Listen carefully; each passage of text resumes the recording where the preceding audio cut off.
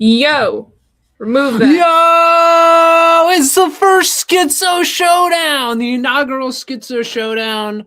If you're watching this, like, subscribe, hit that bell button, okay? We're going to be reviewing The Devil Wears Prada 1 and 2, and I have to argue for the first one being the best on the Kino scale, okay? K for Kino, I for inventiveness. No, what is I for? See, she don't know. I don't know either. Hold on. K for Kino, I for influence, N for narrative, O for originality. Okay. Gracious is here. Nice to see you. I saw Minty Crafty's also here in the chat. El Hombre was first. Good for you.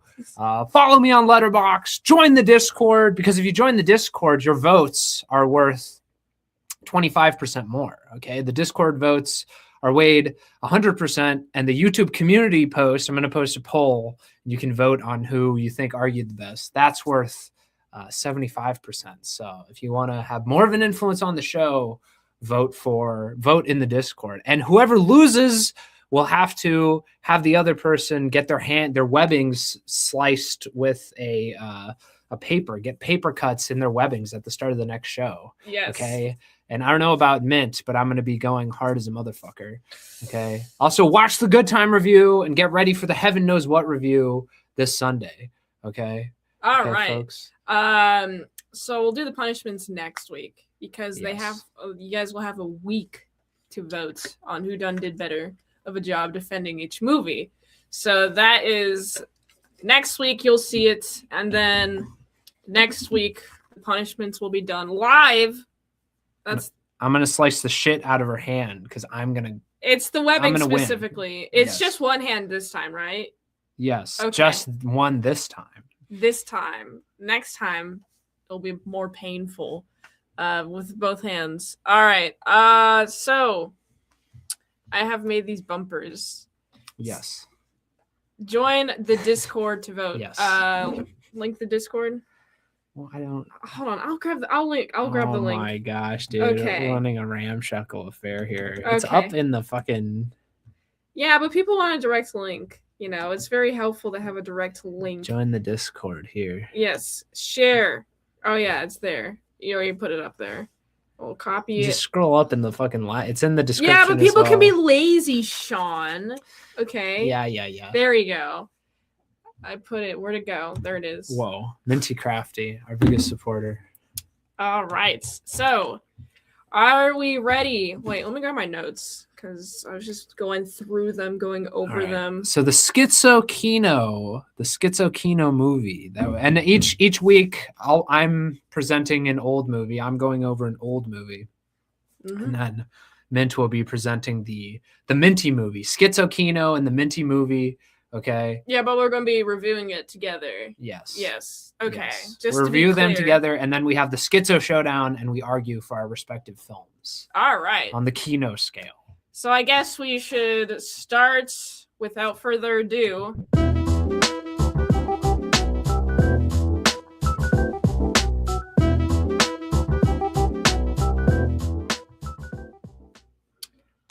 Wow. That was crazy. Let me add this. I have a whole thing. So the Schizo Kino we have this week is The Devil Wears Prada from 2006. Okay. Starring Meryl Streep and Anne Hathaway. You know it. You love it. It's about the ruthlessness of the fashion industry. Yes. It's very ruthless. Okay. And the second one just came out, and that's the Minty movie. Oh, okay. Yeah. So we both did notes on them. I never actually heard this movie before. It was, I haven't heard any of these movies, actually. She's seen, no movies. Yeah, I've literally seen no movies. So I'm pretty, except for, whatever I've reviewed, but that's, there's, 500,000 movies plus in existence. That's not true. That's what I Google.com. Yeah, if you count, Bollywood and, fake movies, maybe AI slop. No, there's 3,000 good movies. Okay. Yeah, and I didn't watch many of them. Yeah, she's seen a lot of Marvel slop, though. So, The Devil Wears Prada. What is your experience with The Devil Wears Prada? Okay, well, it's very good. I'm a huge fan of this movie. Oh, gracious. You gotta watch them. And also, this is sort of like I want to do this like a film club type beat. Okay. Thank you, Gracious. I appreciate your support. I see you from the Minty Crafty live streams. Go over there and check those out as well. I'm on there, but thank you, Gracious. But yeah, you guys got to start watching these movies. Okay. So you understand what's going on. And like next week, we're doing Single White Female and Obsession. And I want to make it like a movie club, like a book club where, you watch them and then you understand what's going on. Yes. So yes, I saw this movie when I was younger, when I was a kid. I watched it with my mother, who loves movies, and took me and my sister to this movie. And I didn't really get it at the time because I would have been fucking 8. And I knew it as a good movie, but on a rewatch, it's very good. It greatly exceeded my expectations. Oh, wait, did you so you didn't understand it very much. What was your initial thoughts when you were a child? Honestly, I didn't remember very much of it. I just remembered it as like a Foyd movie, like a woman movie. Basically. That's because, which it is. Don't get me wrong, it is that. There is good commentary though. Like, you don't see, I was watching this movie. I was actually quite surprised as to like, wow, they're not like trying to shove feminism in my face. There's actually, it's like a little based. It has, it definitely shills feminism, but it does critique it. And it also like, I don't know, it's funny about it. It's well written. It's well directed. So I can take feminist slop if it's well made. You know what I mean? Or feminist art, whatever. It's pretty well made. There's also, we'll get into this a little later, but there's a character who's like a male and he just like talks a lot of like sense, a lot of reality into the main character. I'm just like, yeah. She's talking about Nigel, played by Stanley Tucci, who's maybe the best character in the whole thing. So, water. All right. My notes says opening sequence of the chicks getting ready and starting their day with a different breakfast. So we got the opening sequence where the music is I forget what song it was, but it was like Dark Horse Under a Cherry Tree, I believe is. Yes. You could see it's a beautiful world. World. As soon as I heard that, I was like, man, I remember 2006. Banger, white girl banger. Yes, frankly. Good banger. So if you want to know the truth about it. So we got like a bunch of these chicks are getting ready. Yeah, a bunch of Foyds. Well, one of the Foyds, who is our main character, she's just like putting clothes on, whatever, and then like getting cream cheese bagel breakfast, versus the other Foyds are like diligently doing their makeup and like choosing. Compare and contrast. And they're like, what should we like wear or whatever? She's like the classic quiet girl, like doesn't care about her appearance that much. She's a shrimple woman. Okay. And it's great characterization because it's immediately showing the contrast between her and the wider feminist fashion world that she's going to contend with. And also, like in Good Time, review out now. The opening credits, but there's stuff going on in the background. It's well made, so it's not wasting time with opening credits. This is how you do opening credits in a movie. Instead of just having them fade in over some like aerial shots or just a black screen.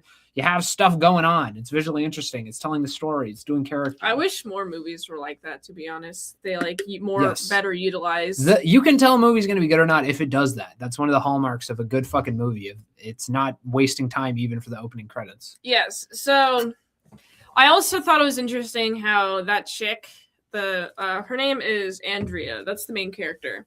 Andrea, she's like played by the lovely Anne Hathaway, who was 20 years younger and has huge tits. Okay, she does have huge tits. They bounce around later in the movie. Yeah, they do.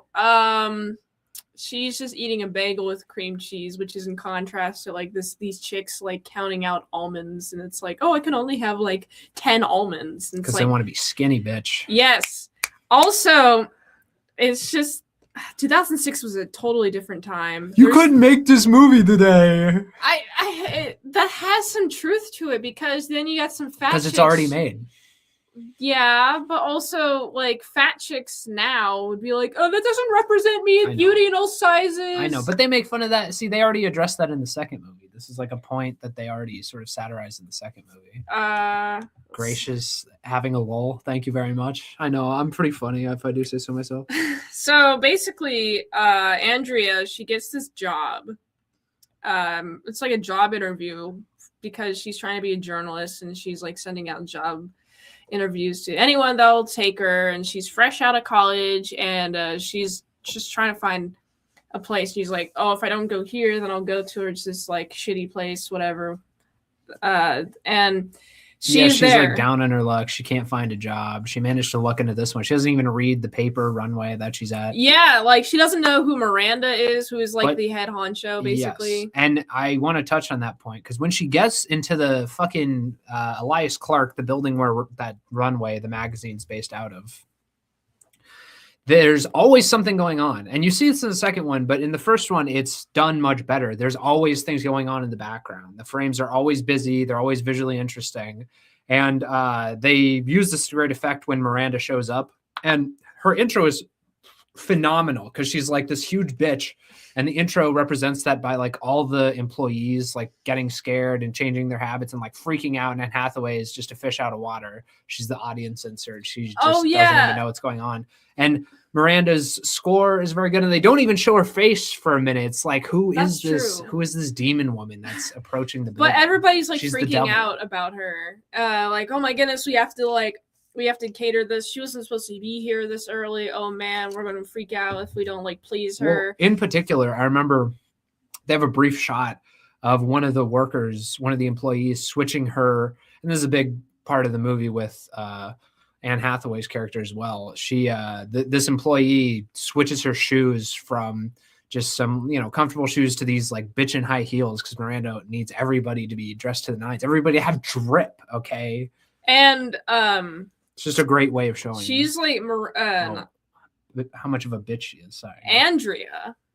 Andrea is wearing like this sweater and like some grandma pants and she's looking like a librarian. Yeah, she looks like she does not look like she's supposed to be there.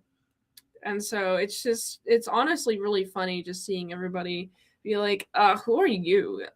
She is clearly not supposed to be there. But the only reason why she's got the job in the first place is because she like makes her plea at Miranda, like, yo, look, I'm smart, I work hard, if I don't get this job, I'm gonna have to work some other shitty job. And then she thinks that she messed up the interview, and then she gets called up and is like, yo, come up, and then now it's her time to work. Yes, well, and I think Miranda hires her because she doesn't know anything, and she like Andrea turns around and is like, I may not be the skinniest. I may be a fat idiot piece of shit, but you should hire me anyway. Fat, though. Yeah, I know. Well, that's funny too. It's like Anne Hathaway saying she's fat in this movie. It's like in movies when a girl takes her glasses off, like a 10 out of 10 smoke show actress takes her glasses off and her character's supposed to go from the nerdy girl to like the hottest girl ever. And all it took was the glasses. Yeah. That's what it reminds me of. It's like Anne Hathaway's not fat at all. She's not ugly. It doesn't really work with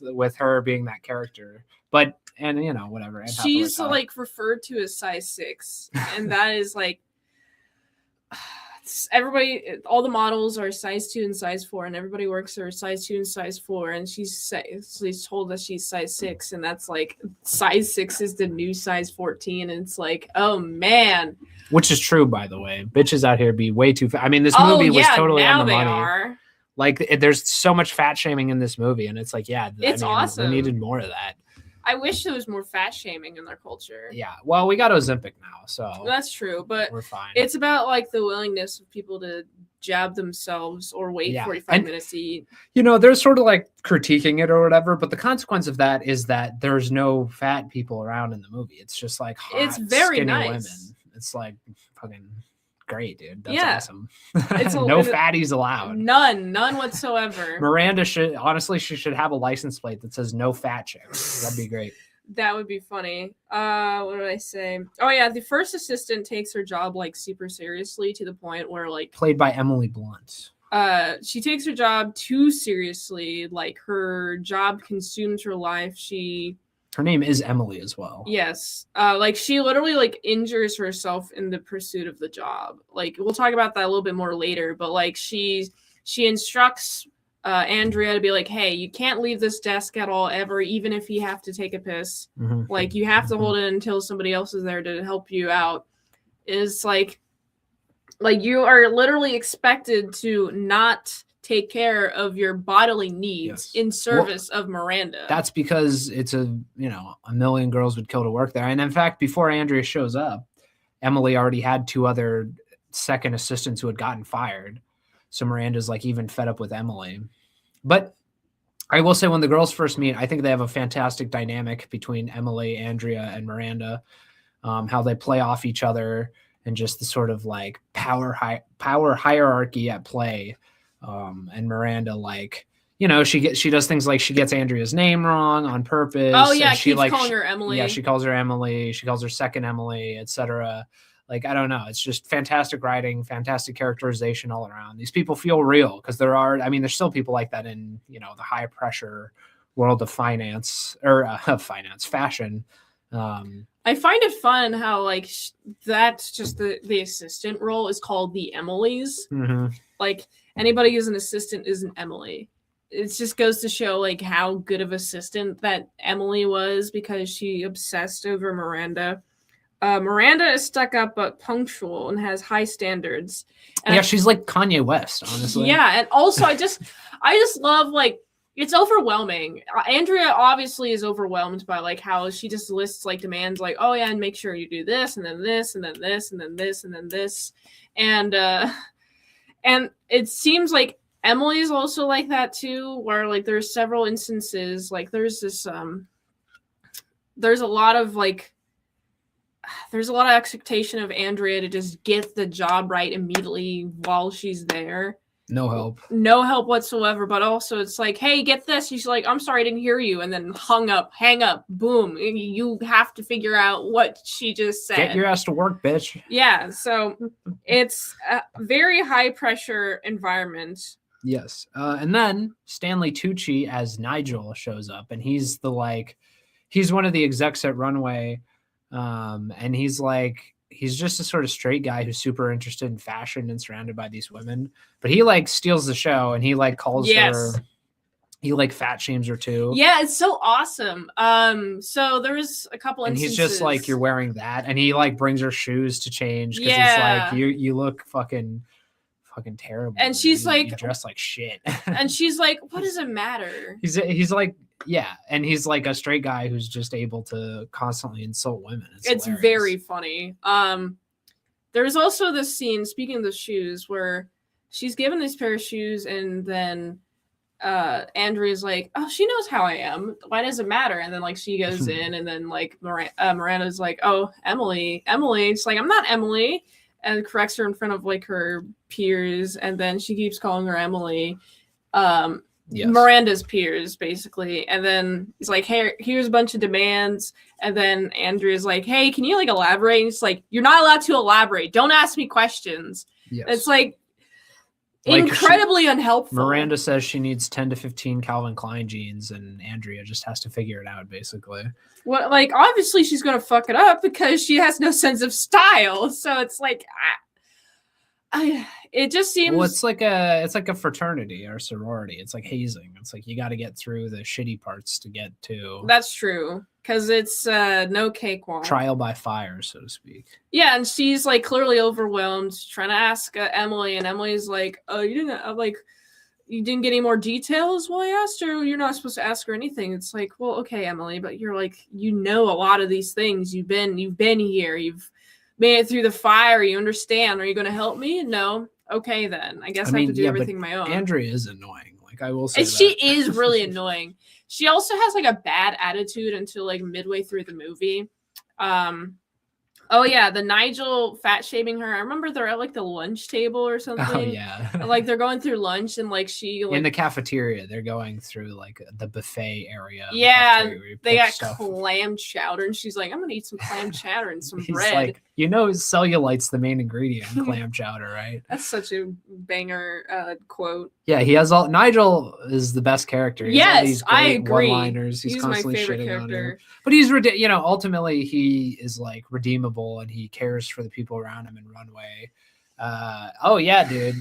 Yeah, gracious. This movie's all about power dynamics, but it's about like female power dynamics. But they're definitely there. I mean, it's about fashion, which is super about power dynamics because it's all about looks, and that's like rigidly hierarchical. But it's fantastic. I also say Mean Girl shit.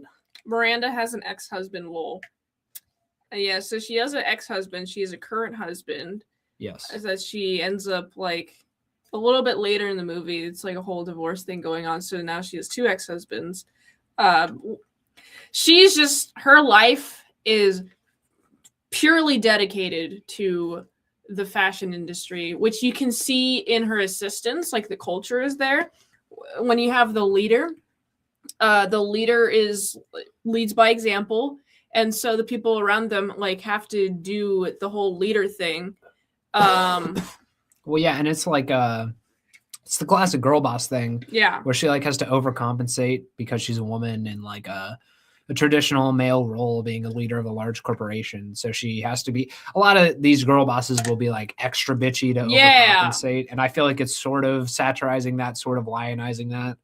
But also, that reminds me. I remember like on social media 10 years ago, I would see this like, why is it when women are in charge, they're called bitchy and bossy, but when men are in charge, they're called strong? It's like, well, women are always overcompensating. Are always bitchy. Oh, yes. Yeah, no. Yes, always overcompensating. So it's just like, that's because they are bitchy. Well, women think like being mean and bitchy equals like masculine and being in charge. Or like trying to soften things, but like there's no softness in here. I think there's no crying in the fashion industry. Yeah. I have here, Andrea's boyfriend is a bum ass simp who doesn't want her changing. That's true. He's a bum ass like sous chef. Yeah, and so he's also the guy from Entourage. He's the main character in Entourage. Do you know the actor that plays him? I have no fucking idea. I don't know that guy. So we got that. He's a sous chef, and Andrea has like this group of friends. Adrian Greener. Adrian Greener. Okay, Adrian Greener. Is who plays that guy. She's like telling her friends, "Oh, I got this job, you guys. It's crazy. Like, there's this like gay best friend. He's not like." Is he gay? He's 100% gay. He's implied to be gay, but it's never explicit. She has the classic like libtard female girl boss in New York with all the stereotypes. She's got the gay female, or excuse me, she's got the black female best friend because she's not racist and she's cool, dude. She's hipping with it. And she's got the gay best friend. She's a F slur hag, okay, and she has the fucking steamy, dreamy boyfriend. Yes, and the boyfriend's like is a bum ass loser. I like who how gets mad for no reason. He feels like a man written by a woman. Yes, that's what it feels like. Because he also later like gets upset she missed his birthday. Which ask any adult man, they're like, yeah, I don't like celebrating my birthday. Like I do it for like my girlfriend usually or my wife. It's usually the Floyds. But he's really he acts like a woman because she missed his birthday, and frankly, she didn't even miss it. She got him presents and a fucking cupcake, so he's acting like a fucking hissy bitch on his period for no reason, but he's like, you missed my birthday. He's honestly the worst but she character. did it, whatever. She did it to advance her career, which he should be happy with. He could be a fucking stay-at-home dad if he played his cards right, but he's a fucking idiot. He wins in the end anyway, but we'll get to that. Okay. Andrea. He disappears from the second movie. He's nowhere to be found in the second That is weird.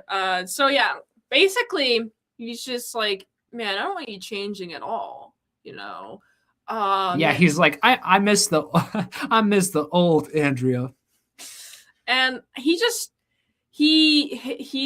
feels like a stick in the mud. Yeah. Well, Andrea's like with her, she has like her life about it. Again, it's like a woman. It's like, this isn't the Andrea I knew. What happened to the Andrea I knew? Also, there's a constant where as Andrea gets more and more into the job, like she has to take more like off-duty calls and like go into work early and like miss some things and engagements. And I bring up the friend group specifically because it really like grinds their gears. It makes them so like they're like, come on, man, you're like different. Your job's gonna change you. And Andrew's like, oh, the job's not gonna change me, but like she does clearly change for the job. But then it does. Oh man, which is good though. That's good. You want things to happen and change in a movie. Yes. I want to say on the movie overall, especially like the montages. There's another montage later in the movie where she it's after Miranda criticizes her fashion and tells her to stop dressing like a dumpy retard. She starts, as she walks to work, cars will drive in front of her and she'll change to different outfits that slowly upgrade. And it's fantastic. It's a fantastic montage, but it feels very 2000s. And that's just an encapsulation of it. But the fashion, and obviously it was made in 2006, but it feels like it, it has like the essence of it, like the music, the sort of the way people are, the fact it's a fashion magazine, which doesn't really exist anymore.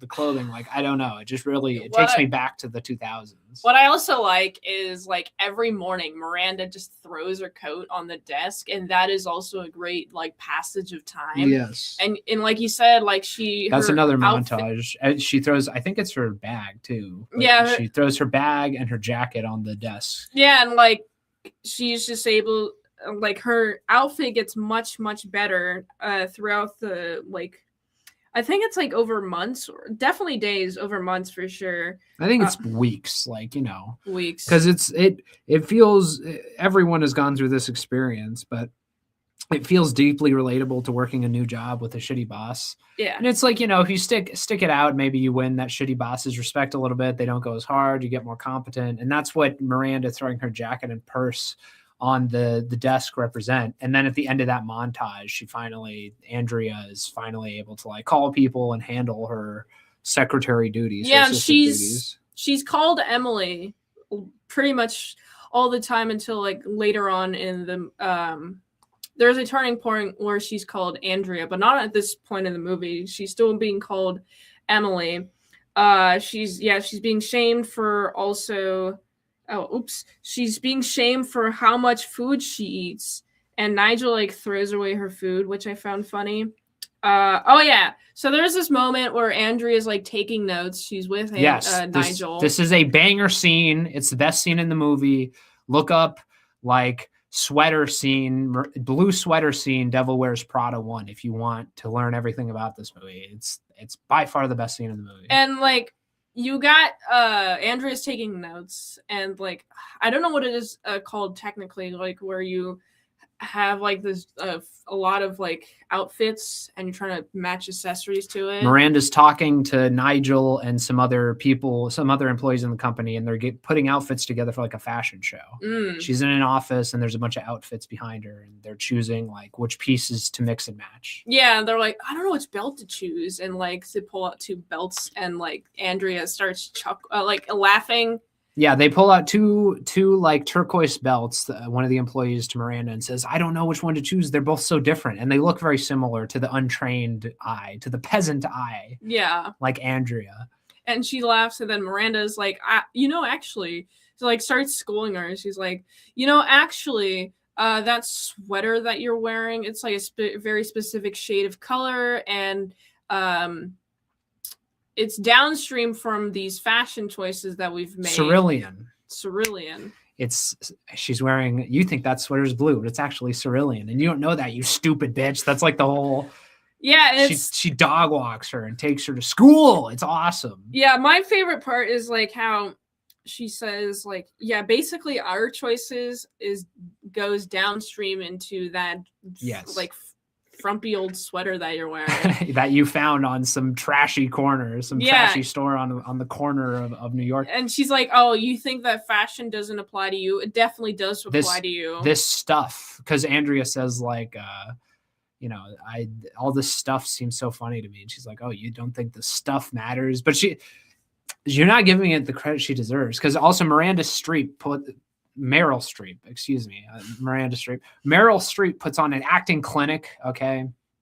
And she's like, fucking, you think this doesn't affect you? Well, in this fashion show in 2004, this designer decided to use blue in his outfits, and then that led to other people copying them. That finally trickled down to you, and she dresses her down. It's epic. Yeah, epic bitch takedown. It also, I didn't know that about fashion because I'm a plebeian.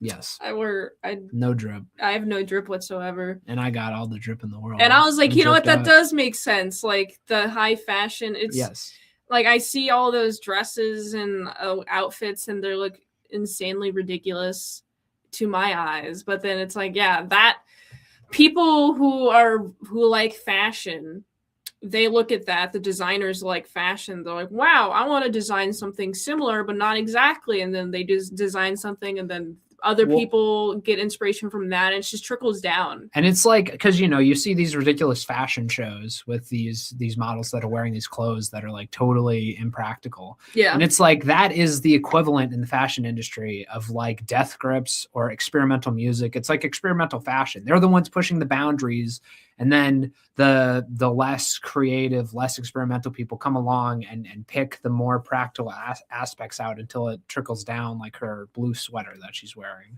Yes. So ultimately, your choices are being made for you years before you even are aware of them. And I thought that was cool. It's like, man, I'm getting schooled. Yeah, it's awesome. Fashion. Yeah, you feel schooled as well. You feel like Andrea. Yes. So she's working, she's slowly getting better at her job. Her dad comes in from Ohio, and he gives her a bunch of money for rent. Only in Ohio. Yeah, she's Ohio. She's a fucking a great analogy. Well, thank you very much. Thank you very much, gracious. Very gracious of you. Yes. He's concerned about her job and that she's not even a journalist. Like, oh man, you were supposed to be you came from this prestigious school and you're going to be a journalist. You're not even that. And she's like, come on, I just got to wait it out a year. And then she'll write me to work at this awesome journalist place. And then I can go anywhere I want. I don't know, any sort of recommendation from her, people will just respect immediately.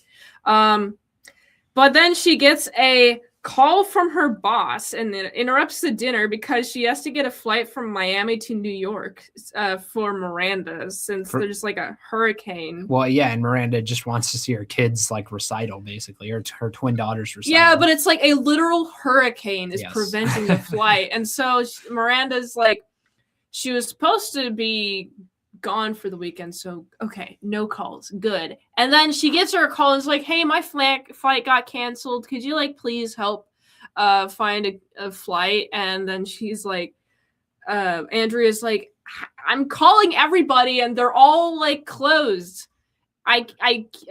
Nobody is flying out in a hurricane. And then her dad's like, what do you want? What does she want you to do? Get the National Guard to fly her out? And Andrea's like, can they do that? Is that an option? Very good. Very funny.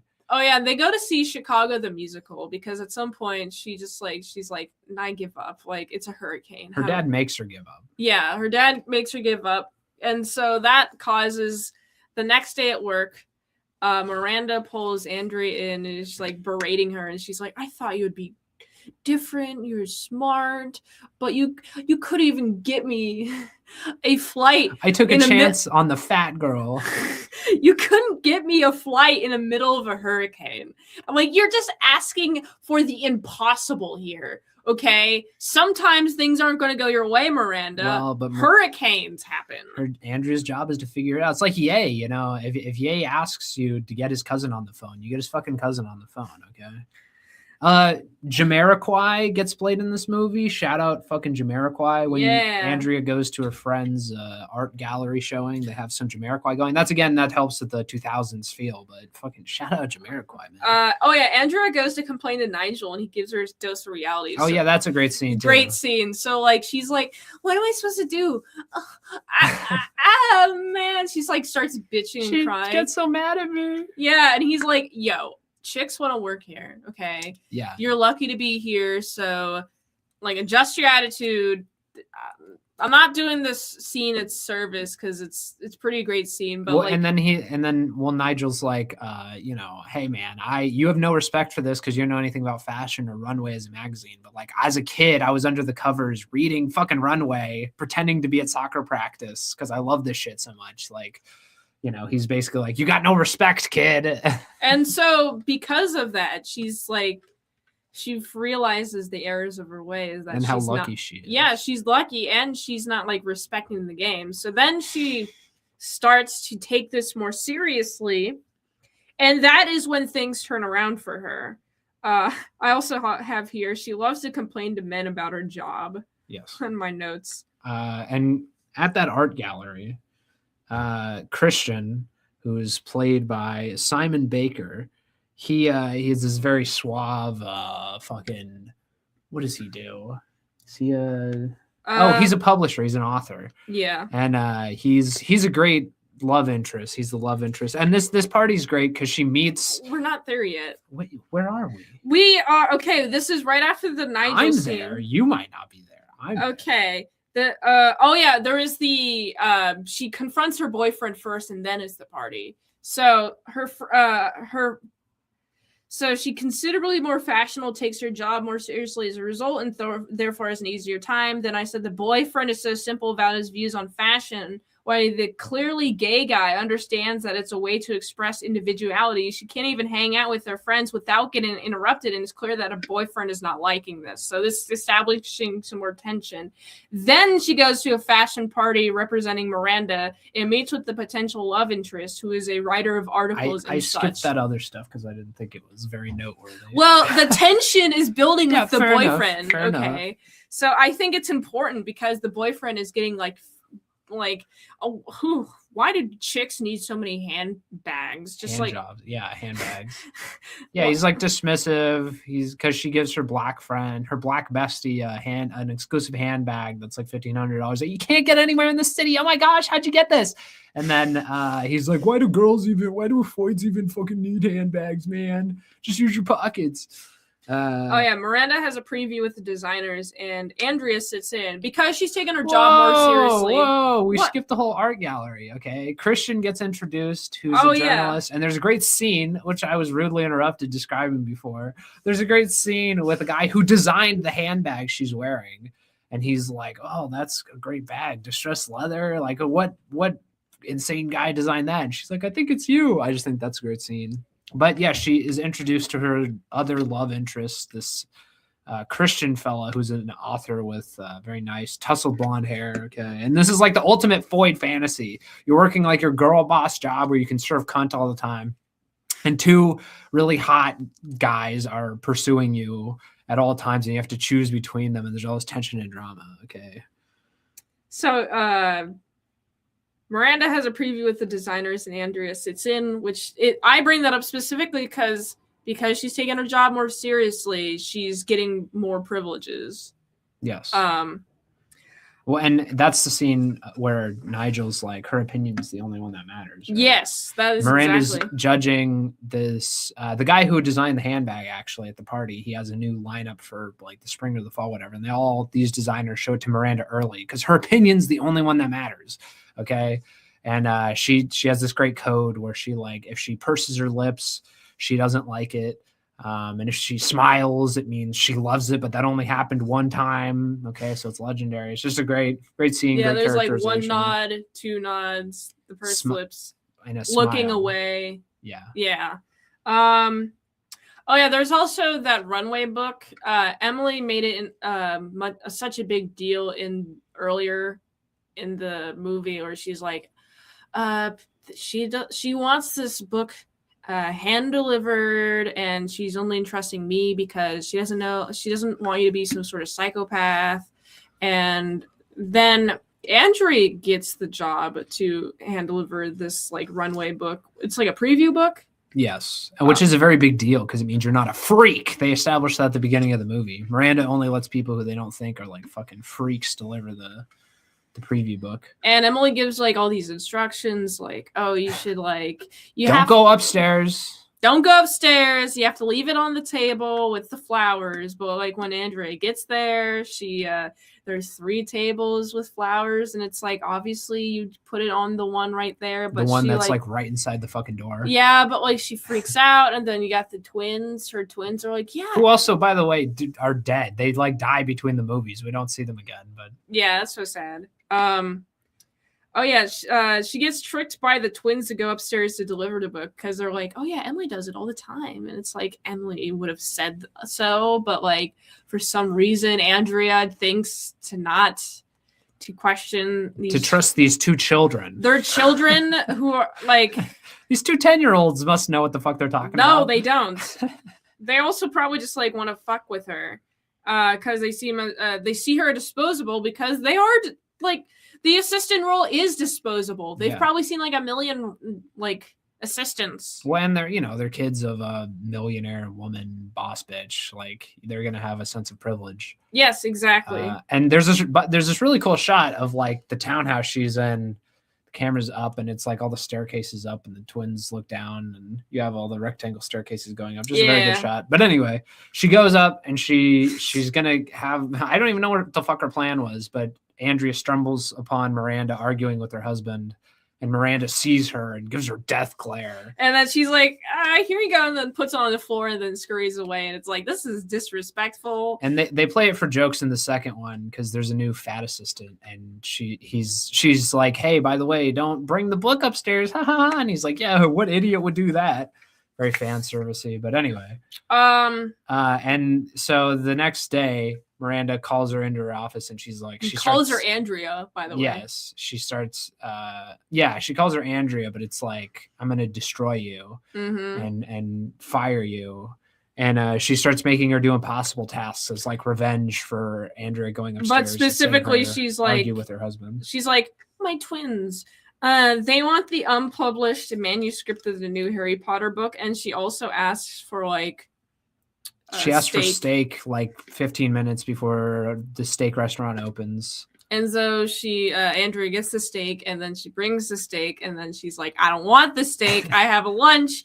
I'm like, and then Andrea she throws it into the sink. Yes. Instead of just eating the steak. Like what the fuck? It's a lot of protein. But well, she doesn't want to get fat. She doesn't want to be a size 6. But protein, first of all, it burns more calories to consume. You know what burns even more calories? Just fucking not eating it and being skinny. Yeah, okay, but if you eat the protein, it keeps you full for longer.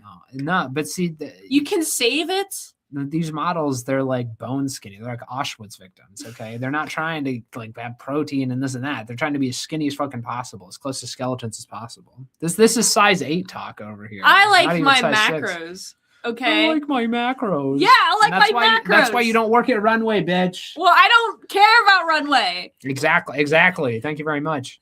I rest my case. But anyway, so then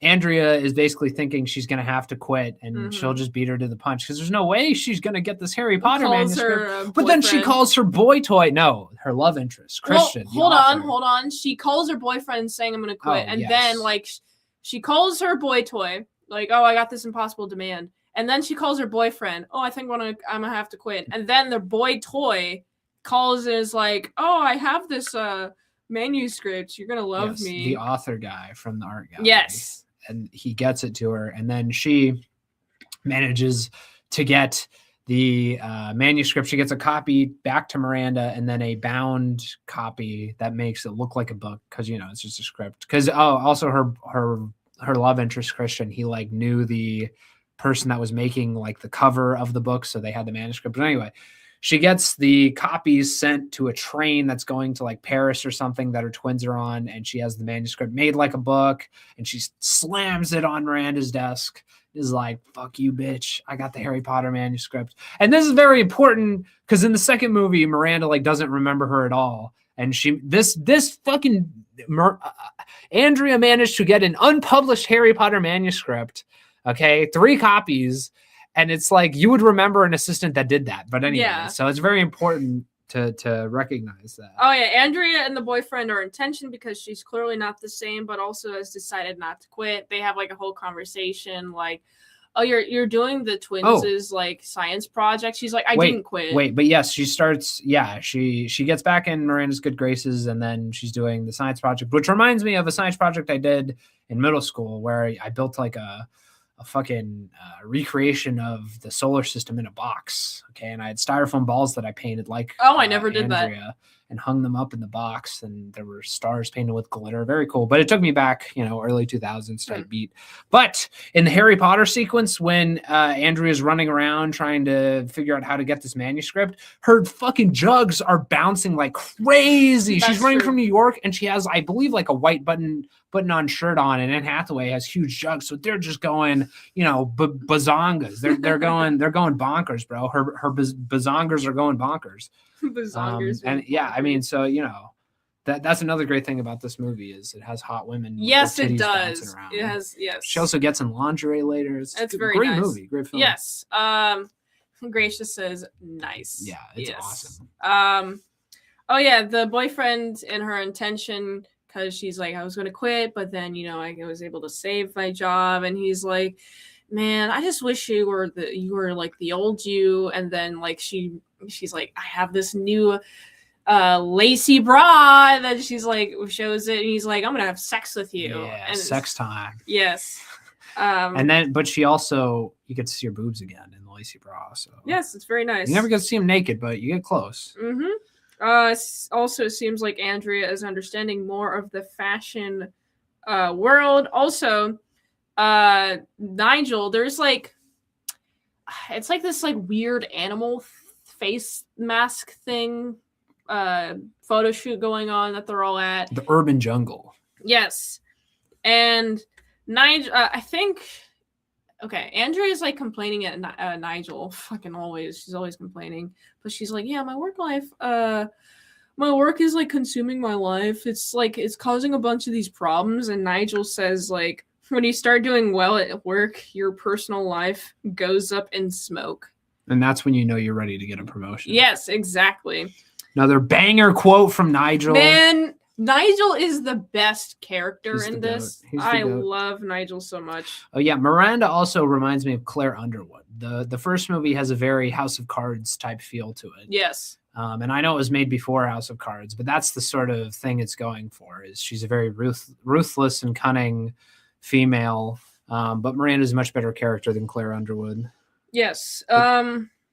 Oh yeah, there's also, you can see at this point that Andrea is starting to be favored over Emily, because Emily goes to work sick and is like coughing all over the place. It's like, here's a notebook, and she's like, here you go. Here you go, Miranda, in the middle of a meeting. Coughing everywhere. And she's like, is there anything else I can get you? Or I forget what Miranda says, but she basically asked for antimicrobial wipes. Yes. Let's see. Oh yeah. And then yes, they go to a big like ball, a big meeting on Nate's birthday. Oh my gosh. And Andrea gets invited because Emily's sick, and it's this is a big meeting with all the heavy hitters of the fashion world. Yeah, and the assistants know who, like, all the connections. The assistants are supposed to know all the social connections and who's who, and tell Miranda and keep her on her toes. Yeah. And Andrea gets sent in as backup for Emily because Emily's fucking sick, dude. Yeah, and because Emily's sick, and she's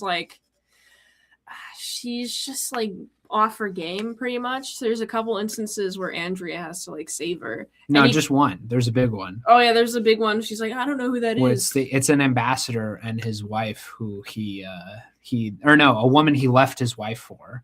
And Emily's like, oh, I know this one. I've seen his face. And then Andrea fucking slam dunks on Emily's bitch ass and whispers in Miranda's ear. And she's like, that's the ambassador and the woman he left his wife for.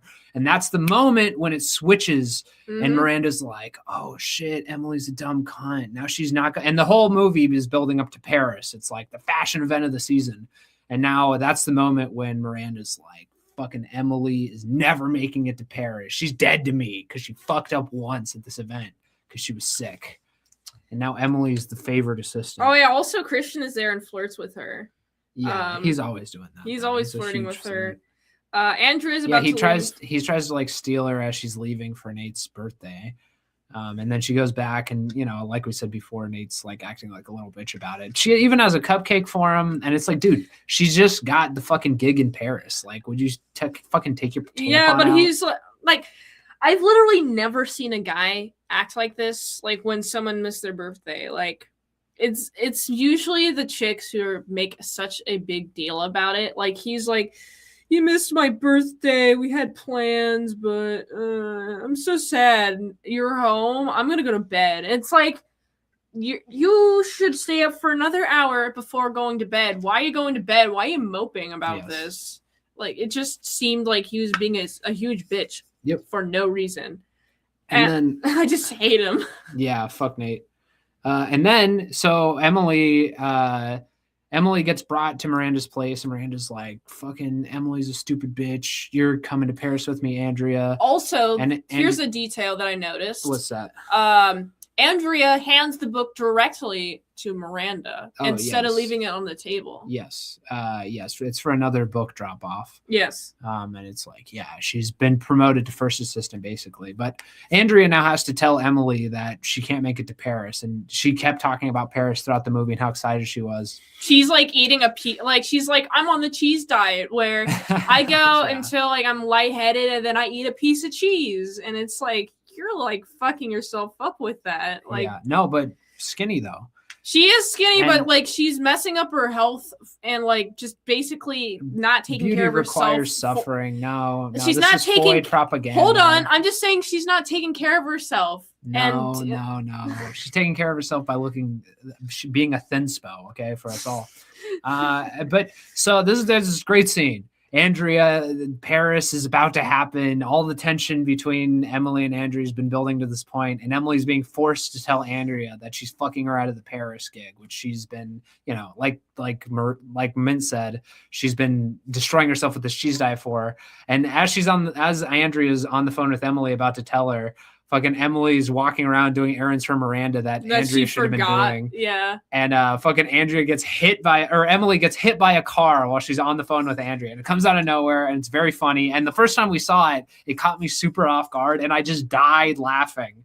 Cause it I don't know. It's the most I've been caught off guard in a movie for a while. Cause you just don't expect her to fucking get hit by a car. And she's like, oh man, I forgot to do this, but I'm doing it now. And like, she's just like running all over the place, running ragged. She's in the same position as Andrea was in the beginning of the movie. Like, has a bunch of bags. And also Miranda has started to treat Emily as the second assistant now. Yes. And like throwing her coat on Emily's desk instead of yes. Great shift in power dynamic. Yes. Also, I noticed that Andrea's taking her work home with her, and the boyfriend's like, "You gonna come sleep with me?" And she's like, "No, I'm working." And he's like, "No, I'm sad. I'm moping." Traditional reversal, like man written by a woman. Yes. And then so Andrea then goes to visit Emily in the hospital, and she has to tell Emily while she's like, she has a cast on and her face is all bruised up.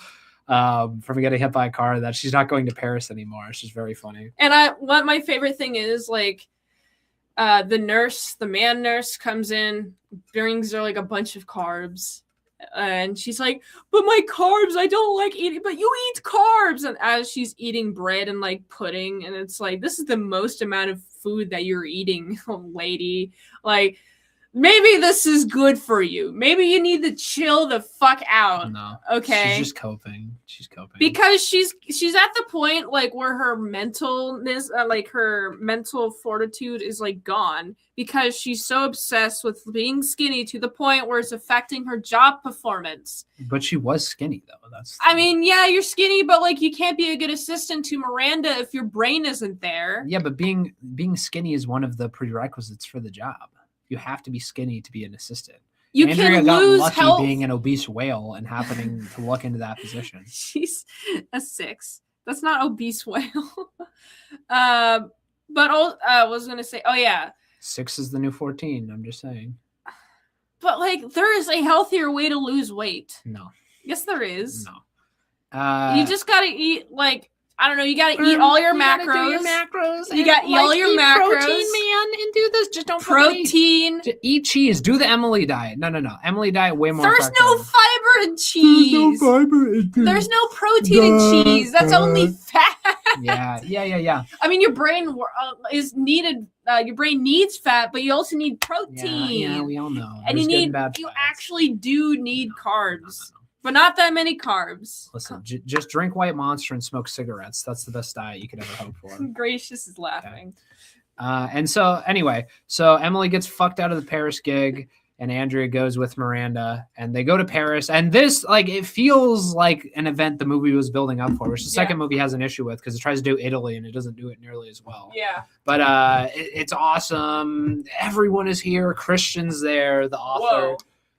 She's like basically broken up with her boyfriend beforehand. Yeah, because the boyfriend's like, you've changed. You've changed. Your job's overtaken your life. And like during this like they're moping outside session, I find it funny that Miranda calls and she's like, I have to take this, and he's like, you're in the relationship with her. Yeah, which is true, but that's the better pick out of the two. One is leading to a position, a highly paid, prestigious position at a prestigious fucking fashion magazine. The other one's fucking being poor with a sous chef. Okay. Yeah, exactly. But so they go to Paris, and it's awesome, and the glitz and the glamour of the fashion industry, and it's funny and it's great. And Nigel has a moment where he's like, "Oh, I'm gonna get promoted," and she's enjoying the city, and then Christian rapes her. Okay, she gets drunk, and she's having a great time, and her and Christian are fucking walking through the streets of Paris, and he's like running game on her, running riz on her, and it's totally working.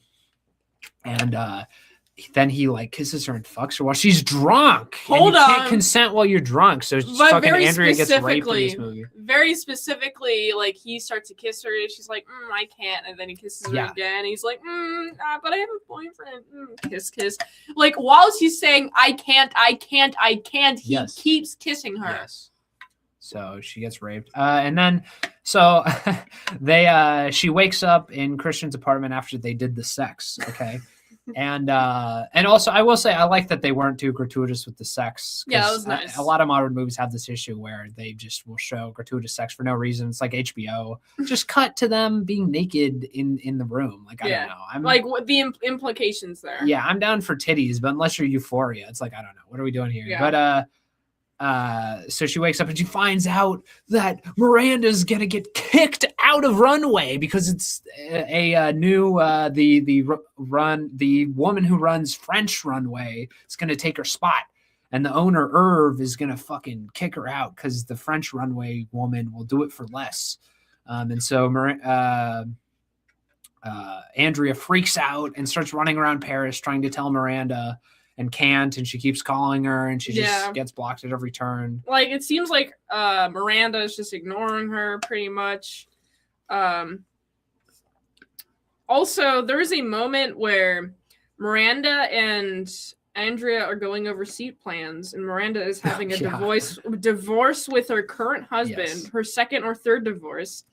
Miranda has what the closest moment is for emotional vulnerability with Andrea. She's worried about the girls. I guess Snoop Dogg is coming here. Yeah, Snoop Dogg gets a shout out. It kind of reminds me of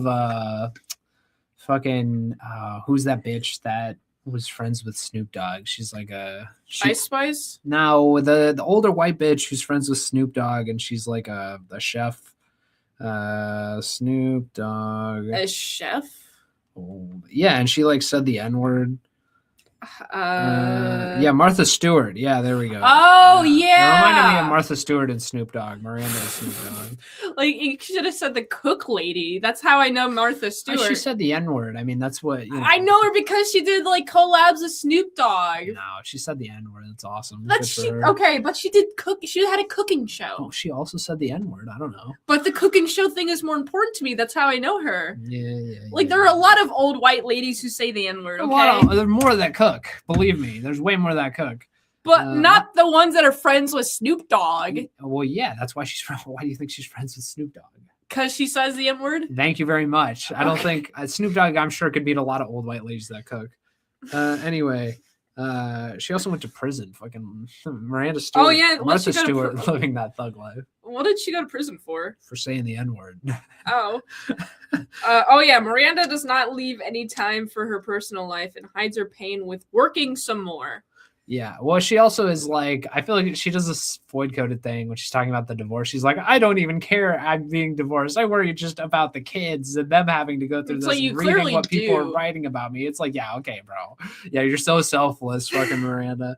But that, accurate, good writing. Also, I find it fun that like Nigel like comes to Andrea's like, oh, who designed you this? She's like, oh, it's just something I put on. He's like, wow, this is so good, which is a good contrast. Yes. Oh yeah, and shows good character development. Also, there is a moment I forgot to mention earlier, but there's a moment. I say this specifically because it'll show up in the next movie where like Nigel's like, okay, let me take you to the samples, and we gotta set you up with a fit.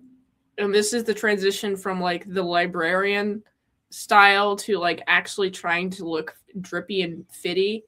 And she's like, okay, cool, I did it. I know how to drip now. And then she gets increasingly more good at it. So I only bring that up because it'll show up next time. Yes. And this movie makes me want to drip out, bro. Like, yeah. Same. God, I wish I had the money to buy high fashion clothes because you can get, man, being drippy is so nice. Anyway. So she goes to Miranda and tries to tell her like they're driving to like fucking just an event in Paris where there's a bunch of like press and stuff, and Andrea's like, they're replacing you, and she's like, you think I didn't know that? And there's like this great House of Cards style twist. Wait, that happens after the James Holt celebration dinner. She's not able to like tell her. But then, like, the dinner happens, and she gives that, I think her name was Jasmine, the chick that was going to replace her. They're celebrating the guy earlier at the art gallery who designed that handbag. Yes. So she's like, I have some news. So the new person that's going to take, like, Nigel's role that was given, like, Nigel got promised a role. Yes, but it was given to Jasmine. Yes, so, as like head of expansion or something. So like Miranda could keep her role. Yes, Miranda gives who was going to take her spot. She gives Nigel's position he was promised to that woman who was in charge of Runway France, so that she doesn't lose her position as head of American Runway, which is like a ruthless. It's like what fucking Andrea does to Emily. It's a ruthless like business decision. Decision. And then they're in the car. Yes, and it fucks over Nigel. And she's like, "How could you do that?" And then he's like, "Well, here's how I did it. I talked to the guy, made him reconsider." It's like a House of Cards twist. It's like Ocean 11 when they reveal how they did the heist. She's like, "Well, you know, I all these editors would have left with me. All these writers would have just left with me if they fired me." And it's basically just like I was in control the whole time. And also, she's like, Andrea's like, I couldn't have done that. It's like, you did do that with Emily. Yes, and that's also a great moment because it's like we're more alike than you think, you and I. I thought that was interesting. And then so they pull up. They're in the limo and they pull up to this this press pool, where they get out and Miranda gets out and starts taking pictures after she's like, you fucked over Emily, like I fucked over Nigel. And then Andrea is like, basically does this thing where she's like, I'm better than you. You don't know me. And she runs away from Miranda because Miranda's like, everybody wants to be us. And she gets out of the car and she turns around expecting to find Emily. And Emily's just walking away to a fountain in Paris. And Andrea is walking to a fountain and she throws her phone away to say like, I'm not under your control, Miranda. Like you can't fire me. I quit. And I think this is retarded. I hate because it's like she sacrificed so much. And she did fuck over Emily. By the way, Emily would have fucked her over. Yes, but also it's just like she threw away all this hard work for like not to be like I'm better than you, fucking Miranda. But you're not. You're not better than her. Miranda. I think the lesson ultimately, and this is you can tell it's made for normies, so they stay in their position and like, women. It's made for foids. It's made for foids, so they stay comfortable instead of like having to do any like sort of power moves to make sure their life is like better than it is currently. It's like, oh yeah, Miranda is being presented as the villain here. And so she's like, I'm going to throw all this away because I want to be a decent human being and I don't want to do any power plays at all, any sort of power politics. I'm not even supposed to be here. And it's just, I found the ending, I really did not like the ending. It was very lacking because she's like, okay, I'm done. I'm going to go to that shitty place with the journalist that I didn't want to, like, the journalist place that I didn't want to work at originally in the beginning of the movie. And then... Well, no, she wants to work there. She just can't yet. She always wants to work at the journalist place. I thought she was like, oh, man, I don't want to work there. It's shitty. No, she wanted to be a journalist. She just wanted to take the runway gig for like a couple months until she could do what she came to New York to do. Her words. She needed like a recommendation for a year. And she didn't even work there for a full There was year. another job. If she didn't get the runway job, she was going to have to work some shitty job. Okay. But it wasn't the journalist gig. But anyway, yeah. She goes to the journalist place and she gets... But hold on. She fucking... when she leaves... Yeah, I guess you're right. She gets the interview at the other newspaper. Sorry. Yes. So she gets the interview at the newspaper, and the guy's like, "You weren't even working there for a full year." And then, like, I guess Miranda herself phoned that guy, and it was like, "Hey." No, she puts in a reference, right? Okay. Because she worked there. So on her resume, she uses Runway and Miranda as like a reference. And he calls her to like, verify her as a reference. And then she picks up. Yes, and Miranda tells her. Miranda tells the job interview guy at the newspaper. It's like, she was disappointing, but you're an idiot if you don't hire her. She's like the worst assistant I've ever had. She was extremely disappointing, but you're an idiot if you don't hire her. It's clear that like she left a mark. Yes, like, obviously. I mean, they went to Paris together. She got her the fucking Harry Potter manuscript. Okay. Yeah, and they're like looking at each other, like towards the end, like she's like working at this journalist gig, and like she can spot Miranda from like across the street. Well, yeah, and this is like in Batman, I think it's Batman Begins, but Batman sees Alfred at the end of the movie, and they're at like a cafe, and Batman's with fucking Bruce Wayne is with I think it's Anne Hathaway, actually, ironically enough, as Catwoman, and he sees Alfred from across the way, and they do the cool like, "Yo, what's up? Yeah, how you doing?" The like secret acknowledgement. It's like that. Miranda's in a fucking limo and she sees Andrea walking, and then she's like, "Oh, like she doesn't they like see each smile other. or anything. They see each other, and there's like a silent acknowledgement of like, yo." Yeah, but then she goes into the car and then she smiles. Yeah, but then she's like, "What are you waiting for? Drive." And I think that's the end scene. But yeah, that is. Before that, she fucking talks to her boyfriend. Her boyfriend, like, she basically begs her boyfriend, because they've broken up at this point, entourage guy, to meet, and basically Andrea's like, "Take me back, please. Like, I fucked up." And he's like, "Oh, I just got promoted as a chef in Boston. Like, I guess it could take you back," which is retarded. It's just like, there's bread in love Boston. Won out over the fucking girl boss shit. And the main reason I hate this is because in the second movie, it's just a bad ending. But in the second movie, they don't acknowledge it like at all.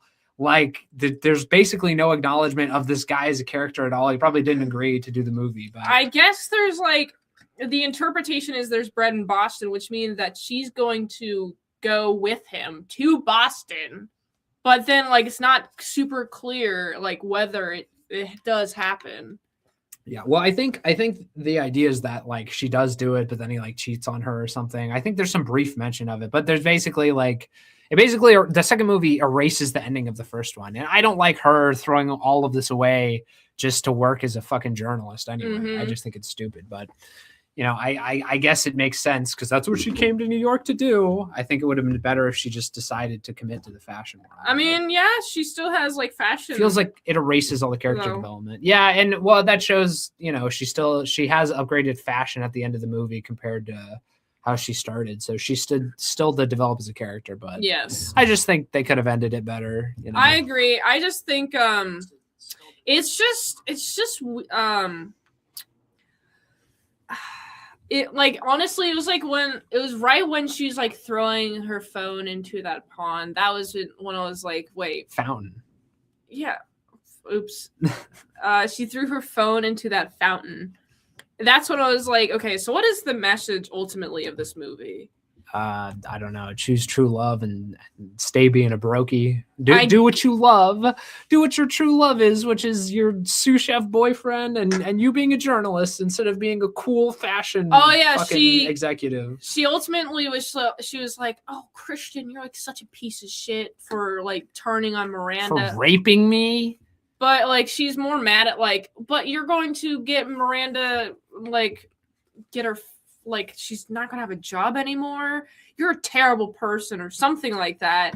And it's like yeah, that's how this business works, though. But Yeah. like, she's like, this isn't for me. I can't do Well, this. her character's like sentimental, but I don't Yeah. know. The message is just basically like, you gotta stay true to yourself and follow your heart. And it's like, no, fuck that. Be cool, dude. Yeah. Fuck people over and become a millionaire fashion executive. Run a prestigious magazine. Like, so the be first successful. part That's of this, awesome. Don't be a brokey journalist. Yes. That sucks dick. The first part was like, okay, so she's like being better. She's making herself better to be in the environment that she's in. But then like there comes a tipping point where she like starts screwing over people. She's like, instead of like accepting the fact that like her old friends aren't, you know, like they're not, you've grown past them. You have new friends now. Yeah, she doesn't like embrace the change. Yeah, and she's like 1 foot in, 1 foot out, and then she decides to like revert. Take both feet out. Yeah, I'm like, okay, but you're going to have like a different experience than them. Like, why? Like, what's the lesson here? Oh, you shouldn't change. You should embrace like being stagnant. So, I don't know. I just thought it was like, it didn't sit right with me. This movie. Yeah, the ending was definitely the worst part for me. But on Letterboxd, follow me on Letterboxd, by the way. Okay, Schizo Kino. You can see my reviews sort of before I make movies about them. But I gave this movie 4.5 stars. Okay, what would you give this movie, Floyd? On the 5-star scale. Man, it was like, it was solid up until that like the throwing the phone into the fountain moment. That I was like, what the fuck is this? What is the ultimate lesson of this movie? Like, all the character development is just gets thrown out the window. So I'd have to give it like a 4 out of 5 personally, because I really don't like the ending. And honestly, how I see if a movie is good or not is if it sticks to landing, because you can have a middle, you can have a beginning and a middle, but if it doesn't like do the landing right, then it just the ending right, then it just like ruins the movie for me. I see. Let's see. I didn't like the ending, but a lot of movies have terrible endings, but are great otherwise. So endings are hard. To wrap everything up, Frog Tony says the Cucka Wears Prada is a solid 3.5 out of 5. Lol. Whoa. Frog Tony has died. Okay. All right. So that's that. Mint gives it a 4 out of 5. I give it 4.5 out of 5. Great movie. All right. Now we're on to the minty movie. Let me of this stream.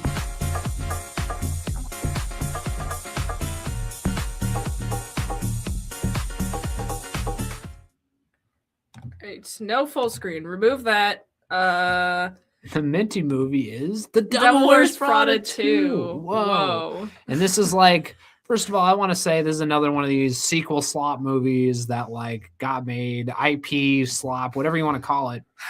It's being made because it's a recognizable IP and no one can get ass in seats for movie theaters. So they're just making IP slop. And this is another fucking version of that. And it's just Floyd IP slop because women loved the first one a lot. This one made over like $300 million. So I'll say, so we watched these movies twice. First to watch it and then second to take notes. And this one is still in theaters. It's still making a shitload of money as of 2026. My first watching of this movie, I fell asleep halfway through. It's also like, instead of, what was the runtime of the last movie? It was like, I don't know. Keep vamping. It was like it was definitely shorter than this next one. I don't understand the need for modern movies to be longer than the originals. 1 hour and 49 minutes. Yes. So that's a respectable amount of time. Okay, an hour and 40 minutes, it's a good amount of time. It's a little long, whatever, but it's good. The second one is an hour and 59 minutes, so 2 hours. I don't know. It just felt longer. Yeah, it feels like it's fucking 3 hours. Yeah, because the first movie, because it's like tightly written and you got like it's levels with you. It like you are also living the moments like Andrea is. This one just feels, because it's not doing that as much, it feels like it feels longer. And I really hate when movies do that. All right, so Devil Wears Prada 2. It starts, well, first of all, same director, David Frankel, but it feels like 20 years have passed, you know. Yes. This was released 20 years on the year, you know, it's been exactly 20 years since the first one, and it feels like everyone's 20 years older. It's the same people, but the directing feels stagnant. It doesn't feel fresh. It doesn't feel tight. Like it's just you got the same lazy intro style, but it's a lot quicker. And this movie has a bunch of Easter eggs from the first movie. Fan service is what fan service. There's just so much extremely fan service. And it's just like, wow, she's going next to this like flea market, and these chicks, they're holding up 2 belts. That's a reference to the first movie, you guys. It's like, well, I remember that. It's like the first movie. I remember that. Miranda is still around 20 years later. And I just look at her, I'm like, holy fuck. She looks like I mean, it must be the Botox.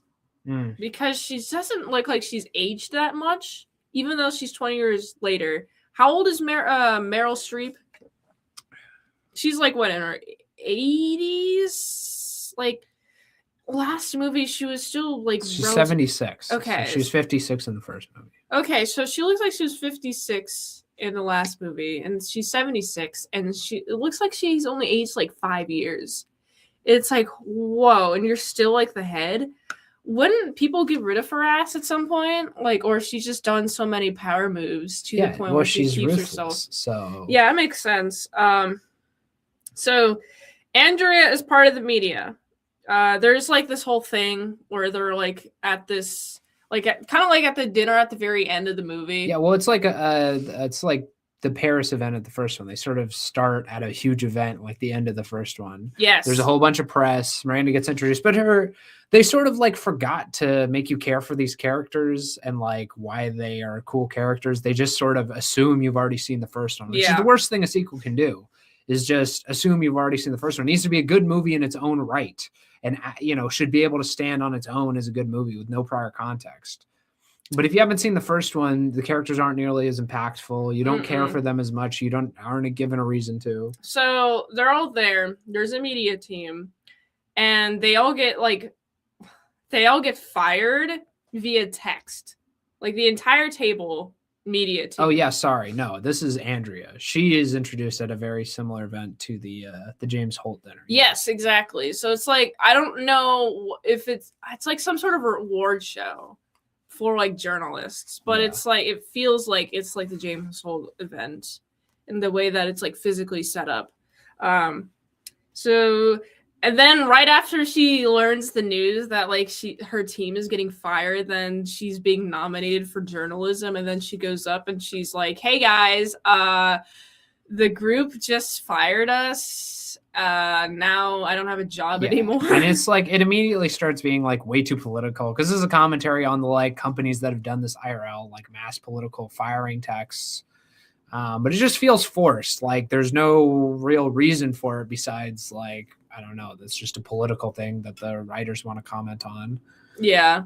But yeah, she gives this like impassioned speech that goes viral on social media, which social media is a big part of this movie. And some of it's cringe, but I will say some of it's decent. Like they have like that Simpson disappearing into the grass meme later.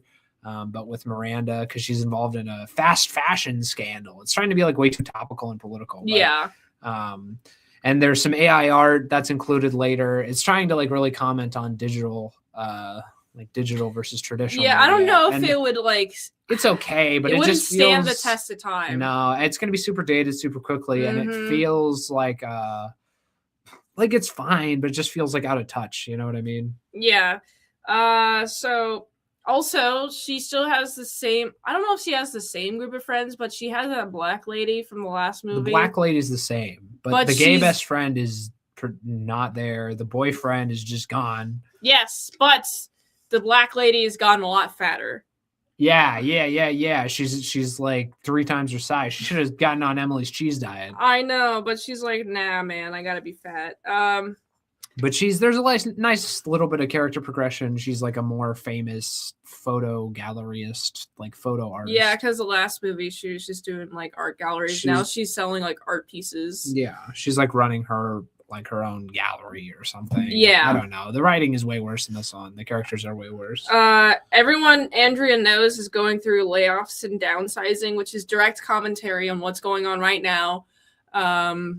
Well, and then yes, and Miranda gets introduced, and her big thing is she's at the end of the first one with the press pull when she gets out of the limo. She is at an event like that. Everyone's taking pictures, and then a news story breaks about fast fashion and Shein, and it's like a huge deal. Don't you know they do slavery? Yeah, of course. No ethical consumption under capitalism, man. And it's like people are mad at her. It's like, I don't know. This anger feels a bit unjustified. Well, it's unearned. Yeah, it's unearned. It's not set up at all. It just drops the story.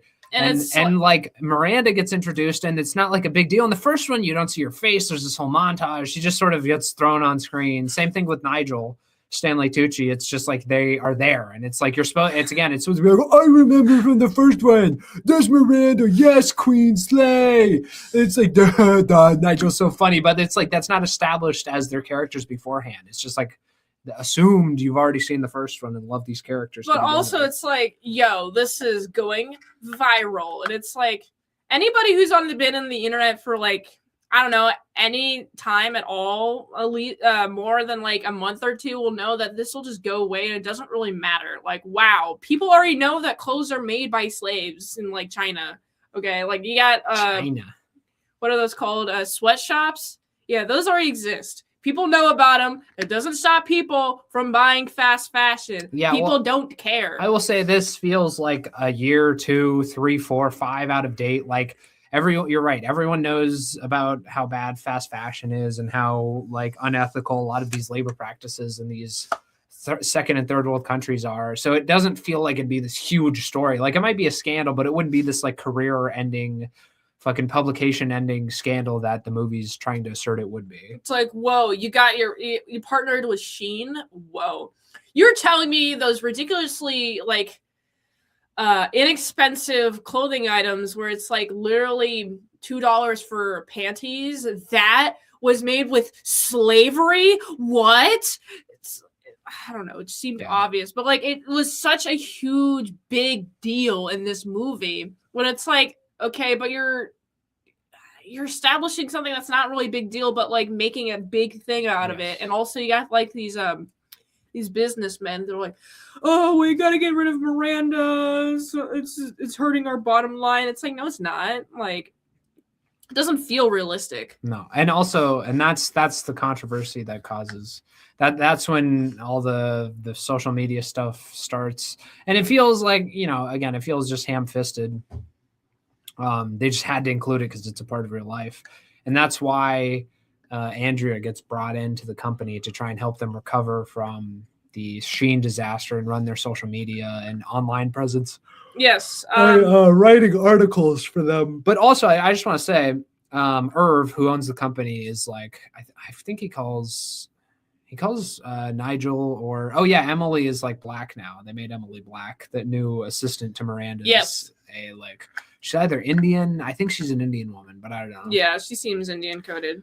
But fucking Irv is calling someone about the scandal, and BJ Novak is his son. And I just want to say BJ Novak fucking sucks in this movie. He's supposed to be like a sort of tech bro, venture capitalist type. But I don't know. I just really didn't like BJ Novak in this movie. He just feels completely inauthentic. But not in like a way that works for his character. Like I don't believe him as this role. He doesn't have the gravitas to do this. And I don't know. He's just not funny. He's just sort of annoying. I don't know, but not in like a way that's fun or works for the character. Also, I have here, Andrea slept with a few colleagues. Oh yeah. She's talking to her black bestie about fucking like, how hard she has it as a journalist. And she's like, and I never even fucked any fucking colleagues or sources. And then the black bestie's like, come on, girl. Yeah, that ain't true. And Andrew's like, okay, there was that one. Okay, there was another one. It's like, it's like classic Foyd humor. Like, LOL, I'm a whore. LOL. Also, they allow fat people is what I have in all caps. Oh yeah, the one of the new assistants for Andrea When she finally gets the job, she's running around. Oh yeah, she's given the job to like fix their PR or something. Yeah, and it's like the first movie. She shows up, she's a fish out of water, and she's walking around the company, sort of getting her bearings again. And the new her is this gay fucking tub of shit. Like this gay, he's huge. He's got to be at least 400 pounds. this fucking fat gay white guy. Kind of looks like Josh Gad. She thought it was Josh Gad. It's not, but he looks a lot like Josh Gad. Oh yeah. Also, for some reason, when Miranda first meets her, she's like, "Who are you?" Yeah, Miranda. That's like the biggest problem in this movie is Miranda has fucking like dementia, amnesia. She forgets who fucking Emily, or I'm forgetting. She forgets who fucking Andrea is at like the start of the movie. And is like, "Oh, you worked for me?" And Andrea has to be like, "Yeah, you probably don't remember. You have a lot of assistants." And it's like, I can't tell if that's Miranda supposed to be like big leaguing her and being like, "You're so puny, I don't even remember you," which is what I think the movie goes for later. But it comes off as Miranda just being like a decrepit old elderly woman who like doesn't remember very prominent people. It's a little later, like they try to explain it like, "Oh yeah, this was like totally intentional," but the way that it's written is like, am I just supposed to assume this? Because it's not acted. It's just it's not done very well at all. There's no like indication that Miranda isn't just senile. And fucking like you would remember the assistant you went to Paris with who also like left you, one of the only people in your life who's going to stand up to you. And also she got you the unpublished Harry Potter manuscript. Yeah. Like this is just not a person you forget. And the movie at the end very clearly implies like she won Andrea won Miranda's respect, and like she viewed her as somewhat of an equal, and it's like it's just stupid. I don't know. It reminds me of in fucking Star Wars in I think it's The Last Jedi when Luke is gonna kill Kylo Ren. It's like Luke would not do that. That doesn't make sense with this character from the previous movies. Like he's not gonna kill his fucking nephew because he thinks he might turn to the dark side. Like I'm sorry, Luke is just not doing that for any reason. He didn't kill his father. Okay. That's true. And he was Darth Vader. True. Oh yeah. Her friends were like, "You should do an expose on her." And she's like, "No." And this is important later because like at some point she gets mad and she's like, and then she like tippity taps and like has like a whole book about it. Yeah, I mean the book deal, which is like a huge plot point of like, it's like how Andrea fucked over Emily in the first one to go to Paris. It's like, will she fuck over Miranda for this, like, 6-figure book deal that she could get doing a tell-all? And it just feels contrived. But also it's like, how does, later on, I'm a little skipping ahead a little bit, but I feel like I'm going to forget this if I don't mention it.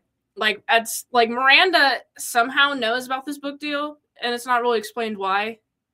Oh yeah, it's like in the first one how she like knew that she was getting replaced, but it's just like she just knows. Like there's no cool like House of Cards twist moment. Oh yeah. Apparently when Andrea gets hired, there's this chick named Ashley. Oh yeah, Ashley is fired. The brown. Wait, what? Okay. Oh, yeah, no, you're right. Yeah, Ashley just got fired, who was the first to go to college in her family, but who fucking cares? Is that an emotional guilt trip? Yeah, there's this off-screen assistant that Miranda calls and is basically like, "You're fired." And then she's like, "I hope you're happy, Andrea. This person I supposedly know from my past. You just got this other chick fired." Also, it's like, wow, she's running around like in the first movie. She's running around doing a bunch of errands for Miranda. Don't you guys, don't you remember that from the first movie? Emily works at Dior and heads it now, so she does Dior. So, okay. Also, Emily, like, she treats Andrea like shit, but fucking at the end of the movie, the first one, fucking Andrea gives Emily the clothes she got from Paris, and like it's shown that they like basically are chill now, and then Emily's just like a bitch for her, a bitch to her for no reason. Like, it doesn't make any sense. Also, when they first meet, like, Andrea's with Miranda, and Miranda is watching them, like, reunite, and she's like, "Emily? Andrea?" And then Miranda's like, "You knew her?" Yeah. And it's like, what? How do you not know? It seems like she has dementia. She fucking remembers Emily, and they've been working together and whatever, but, like, you would remember Andrea in proximity to Emily, like, and when she showed up, like, it just doesn't make sense that she knows who Emily is, but not Andrea. Like, it's very confusing, yet dementia Also, coded. I have here, why is Andrea so fucking nervous? As Emily says, she's a lot more confident. Like, she stutters. Like, the way that Andrea speaks does not speak to me as somebody who's confident. But Emily explicitly comments, oh, you're, like, a lot more confident now. But it's like, Andrea in the first movie didn't, like, she didn't speak with a stutter like Andrea does now. Well, it feels like she lost all the confidence she gained in the first movie. She's like back to being the dumb college girl who's, you know, getting an internship basically. It's like, bitch, you're like a world-renowned journalist. Like, I don't know, man. It's just like completely incongruent with the character. Also, there's like this meeting.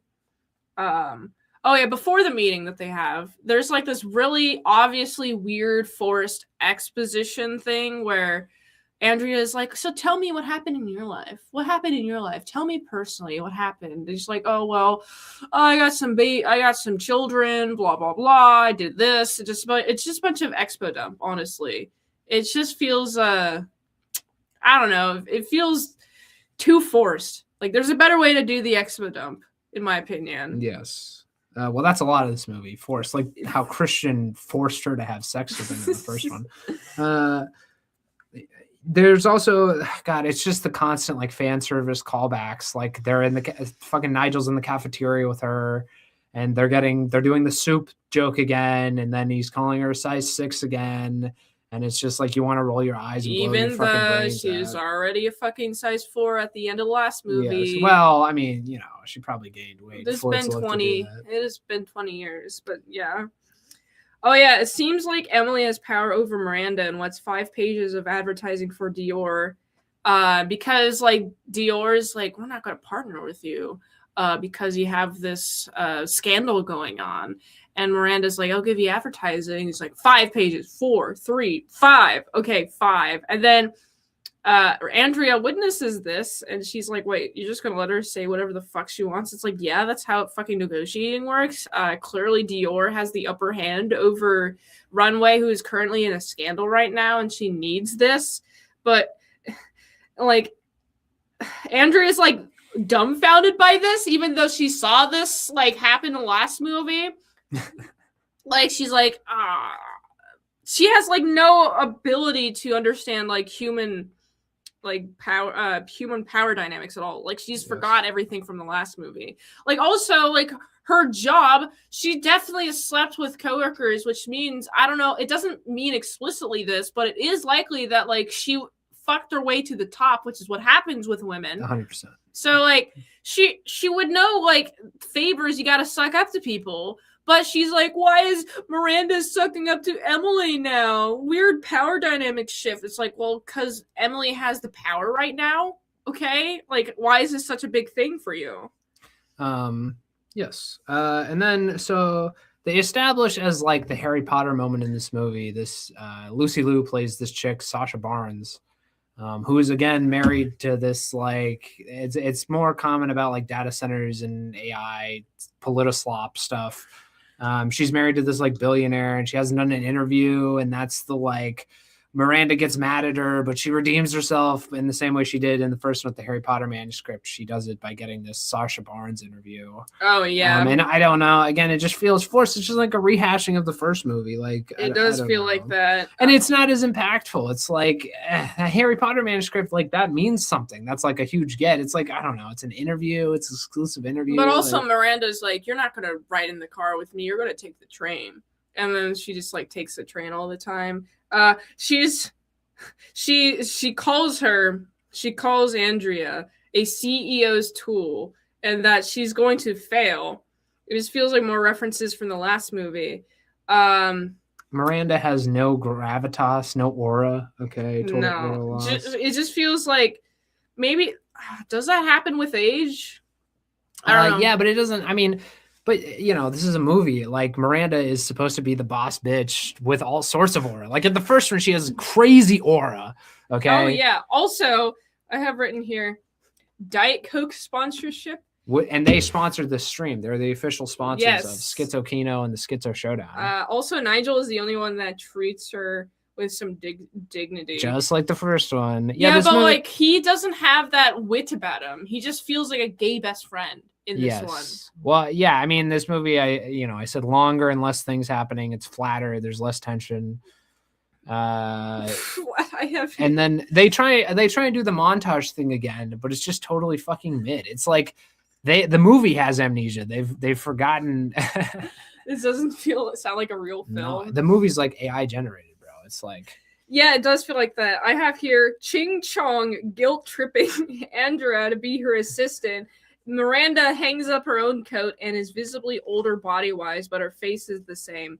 Oh yeah, they like a bunch of people have like complained to HR that like she keeps like throwing her like coats on the assistant's desk, and like it's like very explicit, like she's not able to say specific things, like she's not allowed to call people fat. The brown Emily keeps like tone policing her, and it's like supposed to be like, oh, you can't say that anymore, like we're woke now. And yeah, like it's an HR thing that Miranda can't throw her coat and purse on the desk. Like I don't know. It's like it feels like more lazy social commentary. Like, yeah, they did stray so far off the path, as Gracious said.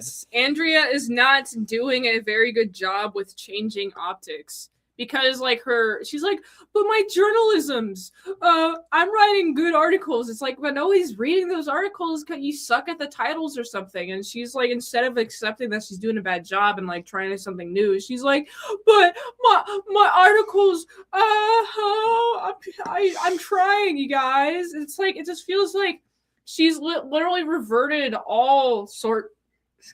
she's like literally reverted any character change that she had from the first movie, and she's going through it again because she was exactly the same way. Yes, it's not like she's literally complaining, and then Nigel's like, come on, chill out. And it's like, it's not like an impactful speech from the first movie. No. It's just like, yo, tough titties or something like that. It's to the vibe of that. It's just like, it's just whatever. I will say though a couple of things. She tries to write those shitty articles in a montage, but it's mid as fuck. It's not cool like the last one. And then, but when she first gets to Dior, Emily takes Andrea up a staircase, and they have a bunch of like a rainbow assortment of fashion items over the years. That I thought was a really cool visual. Yeah, that was cool. It reminds me of this place called Meow Wolf, which is like a bunch of giant art installations throughout the country that you can like walk in. They're like giant art museum exhibition things. They're very cool. Go to Meow Wolf. Oh yeah, here I say, who the fuck is reading articles? Wow. It's Andrea complaining to Nigel again, and Andrea is complaining to Nigel about how Miranda doesn't explain anything, even though she made a joke last movie about it. Yes. Yeah, so she's forgot. Oh, yes, both characters have dementia. Andrea has fucking amnesia too. Yeah. I call her Amnesia Andrea. Yeah. Andrea froze her eggs. Oh yeah, Andrea freezes her eggs because she's talking to Emily about how Emily has kids, and Andrea's like, well, I'm more social commentary slop of just these boss bitches do be freezing their eggs. Emily left Runway because retail is where the money is at, and lol, Andrea is being dunked on for her stories being shit.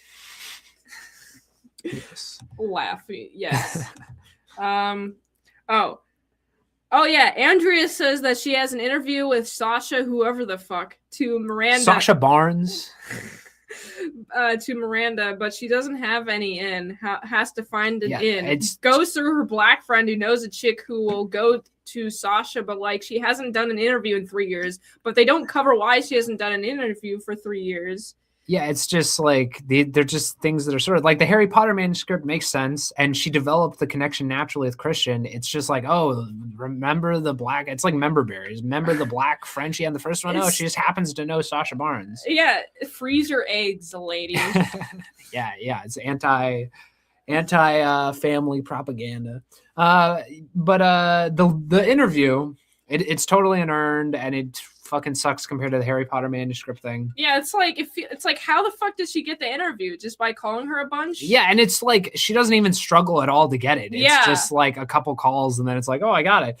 But the interview itself, I will say Lucy Liu is a great actress. Yeah. She still has it, and she does a good job of being like a tech billionaire's fucking wife. Andrea is apartment touring because and Miranda gives the interview, by the way. Andrea is apartment touring and insults the contractor who did the building work, and it's clear that he is the love interest. It's just he replaces Christian, and it's a poor replacement. Yeah. Also, we get no word on Christian, the fucking ex-boyfriend who she ends up with, the entourage guy, the twins, Miranda's twin daughters. Like, there's so many characters in the first movie they don't do anything with, but we get this random Australian contractor who built the apartment she's in. And it's like, okay, dude, like, who fucking cares? Oh, yeah. Also, back to the interview. Sasha's answer to why she was giving the interview was, well, I wasn't made for the public, and I have a bunch of art pieces, and I'm going to give it all away. And I guess she's getting married again. It's like not a really satisfying answer for why you're doing this. Why me specifically? Why, even though you're not made for the public, you're giving a public interview? Like, I don't know. It just didn't seem like a good reason to do so. Andrea gets the apartment, and then suddenly she's on a dinner date with the contractor's name is Peter. Yeah. But, like, there's no build up to it. It's just, now we're on a dinner date. It's shot super flatly. The chemistry. It feels like a fucking Hallmark movie. That's what it feels like. Also, Peter read some of her work. And I was like, okay. Which is exactly like Christian, who fucking checked out her articles in the first one, basically. He also takes an interest in her journalist career. Like, it's exactly the same, except it's just a poor, much worse version of it. Also, her motivation this movie is from last movie. It's just the same motivation. It just feels like it's rehashing the last movie. Miranda invites Andrea to the Hampton for a party thing. Yes. To the Hamptons. And they try and have the scene again where Nigel, who is still my favorite character out of the two. It's like a diminished Nigel, but it's still good. Stanley Tucci's the best actor.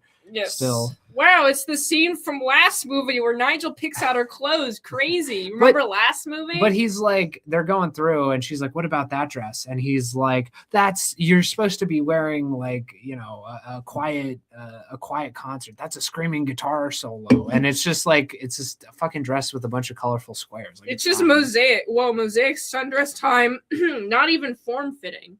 Yeah, it's just like, I don't know, low stakes, low tension, but it's like implied tension. It's like implied all this stuff's going on, but it's not there. Miranda is going to have a new role where she's going global. And during this conversation, she kind of implies that she knew who the fuck Andrea was, but it's not very clear cut. Like that. Yeah, they're like in the kitchen at the Hamptons house. Yeah. And it's like, oh, I do actually remember you. And it's like, but it's like implied. It's not clearly conveyed. And then do they go to Irv's birthday party after that? Actually Andrea moves in, and I guess her and Peter are going to company parties together now. Yeah, just sort of like fast forwards to Irv's birthday. That's the next big. Like, I'm literally reading all my notes, and they just feel like disconnected plot points. They're not like moving within each other like a river. They're just like, oh, and here's a bunch of stones next to each other. And that's the movie. Things just happen. They don't feel connected or motivated at all. Oh, yeah. And Irv, the old man who's the father of BJ Novak's character, is having a birthday party. He's the owner of Runway. He's turning 75. Whoa. Oh, yeah. Nigel has been sideswept for 20 years in power plays. Just a bunch of power plays have been done against Nigel, and he's just like, I'm all right with it. I'm cool with it. This is my favorite part of the movie.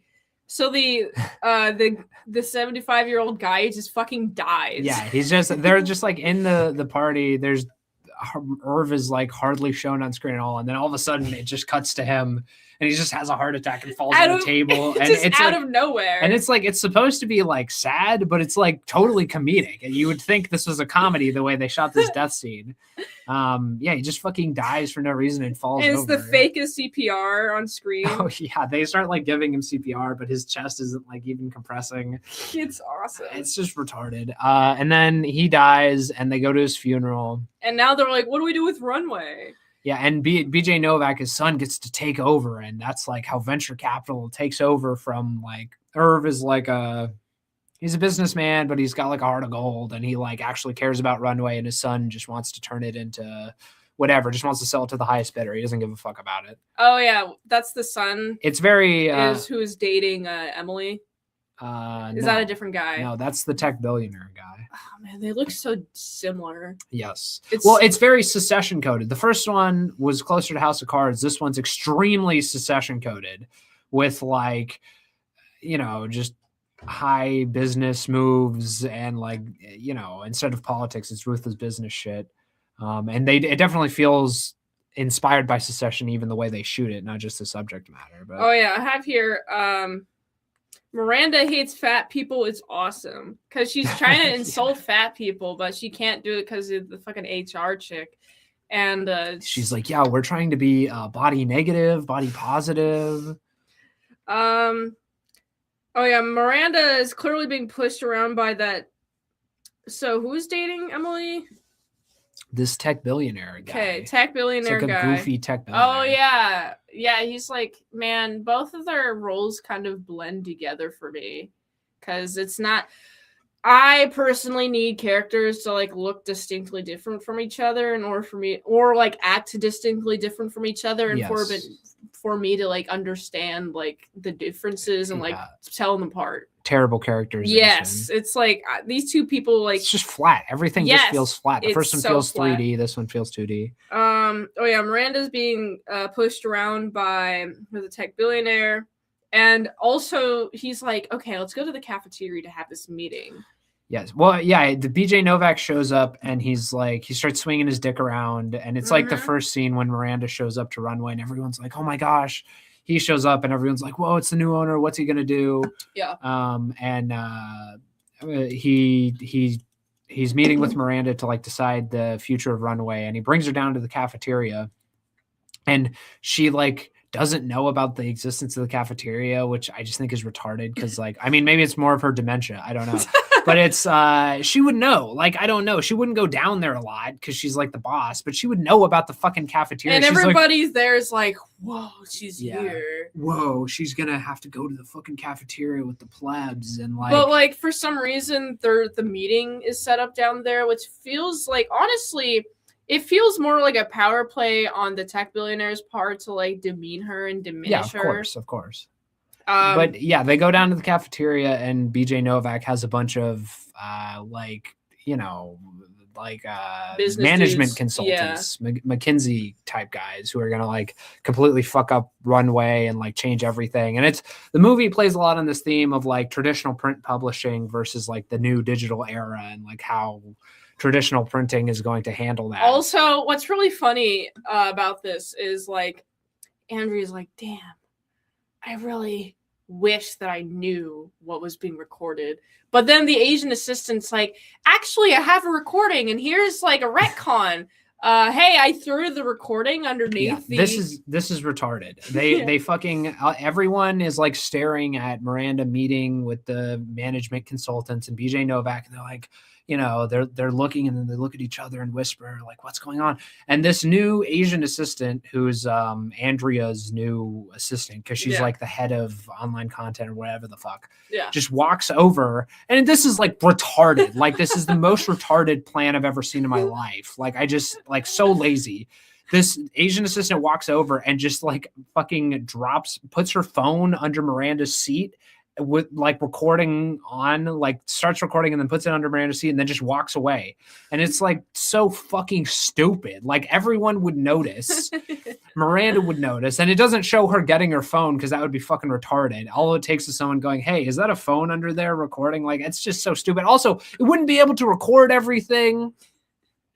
It wouldn't the sound quality would be dog shit. Like, brilliant. I really hate this. It's so fucking stupid. It's probably the worst part of the movie. Yeah, it's so brilliant. It's so gracious. Yeah, it's fucking awesome. They're cutting everyone who has been there for over 5 years, and Nigel got shafted.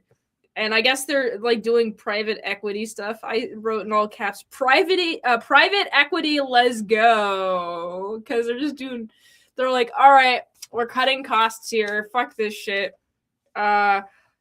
Journalism does not matter more than luxury apartments. Oh yeah, she's decompressing with like Peter about her job shit, and then like she says something like journalism means more than like luxury apartments, but like he's a contractor. Why the fuck does he give a shit about like specifically what type of apartments that he works on? But he gets like offended by it. Well, as he should. Well, he also is like, he's sort of like a cuck. He's like, yeah, you're right. Journalism is more important. It's like, man, fuck journalists. She's also like, she's not doing anything journalistically important. Like so much of journalism, especially her, is just like total slop. Oh, like journalists are the worst people on the face of the fucking earth. I agree. It's just like, why does he feel so personally attacked? Like if, like, I feel like she's like, oh yeah, it's journalism is more important than if she was like, journalism is more important than contracting, period, then I would see him getting offended by that. But she said luxury apartments. And I was like, but doesn't he work on all types of shit? So, like, I don't know. Like, he shouldn't be so offended. He shouldn't be so ass blasted by that comment. Even, like... Well, he agrees with her, though. He's like, you're right. I do fucking suck. But then, like, he leaves and, like, doesn't talk to her for a while. I mean, I don't know. That's like, yeah, she's insulting what he does. That whole scene's just retarded because journalists fucking suck. And I think he should get more mad. He, like, acquiesces to her. It feels like I could tell that he was getting mad, but then acquiesces to her. So it's like, pick one movie. I want you to either, like, have him be upset or... like not be upset. It's like total Hallmark movie, non-confrontational stuff. Okay, so after this, they go to Milan, Italy instead of Paris. That's like this movie's version of Paris, but it doesn't build up to it at all. Like Andrea doesn't fuck anyone over to get there. It just feels like obligatory, like European fashion events type beat. Like it's just like whatever, and it doesn't feel, the way they film it doesn't feel like it has any gravitas. I don't know, it's just like whatever. Oh, also I found it interesting how Andrea, even though they're not established to have any sort of close connection, she goes upstairs of Miranda's house to be like, please let everyone keep their jobs. And Miranda is weirdly calm, but also is like, go home. This ain't your business. Yeah. And she does, that's the repeat of the going upstairs thing, which is like, boo, fuck you. You already did this. She goes upstairs and has a really important moment with her. They're going to Italy. Miranda's townhome. So she breaks the rules again. Yes. So in Italy, in order to go to Italy, they're doing budget cuts. So Uber's only, no private cars, business class instead of first class. They do the like venture capitalists or like slashing costs types. But Miranda would still be in first class, but she's in business class. Yeah, Miranda's like a millionaire, so she could afford first class. She could afford a driver. Like, yeah, it's just, I don't know. Also, it's played for comedy, but it's just like, no champagne on an international flight. Not for the poors in business class. Even if you have money? Well, she should have. If you have money, you'd be in first class. Also, I have here, every fucking actress has fat arms now. You notice that? I remember the 2006 movie, like their arms were considerably skinnier. Everybody has fat arms. Even the skinny ones have fat arms. True. It's because no more fat shaming. Okay. Okay. So they go to Italy. And they're setting up this dinner with all the people, Emily and her fucking billionaire tech boyfriend, and the BJ Novak and Miranda and all these people. And they're looking, and it reminded me in Westworld. In Westworld, they're looking at the Michelangelo's painting of God touching Adam.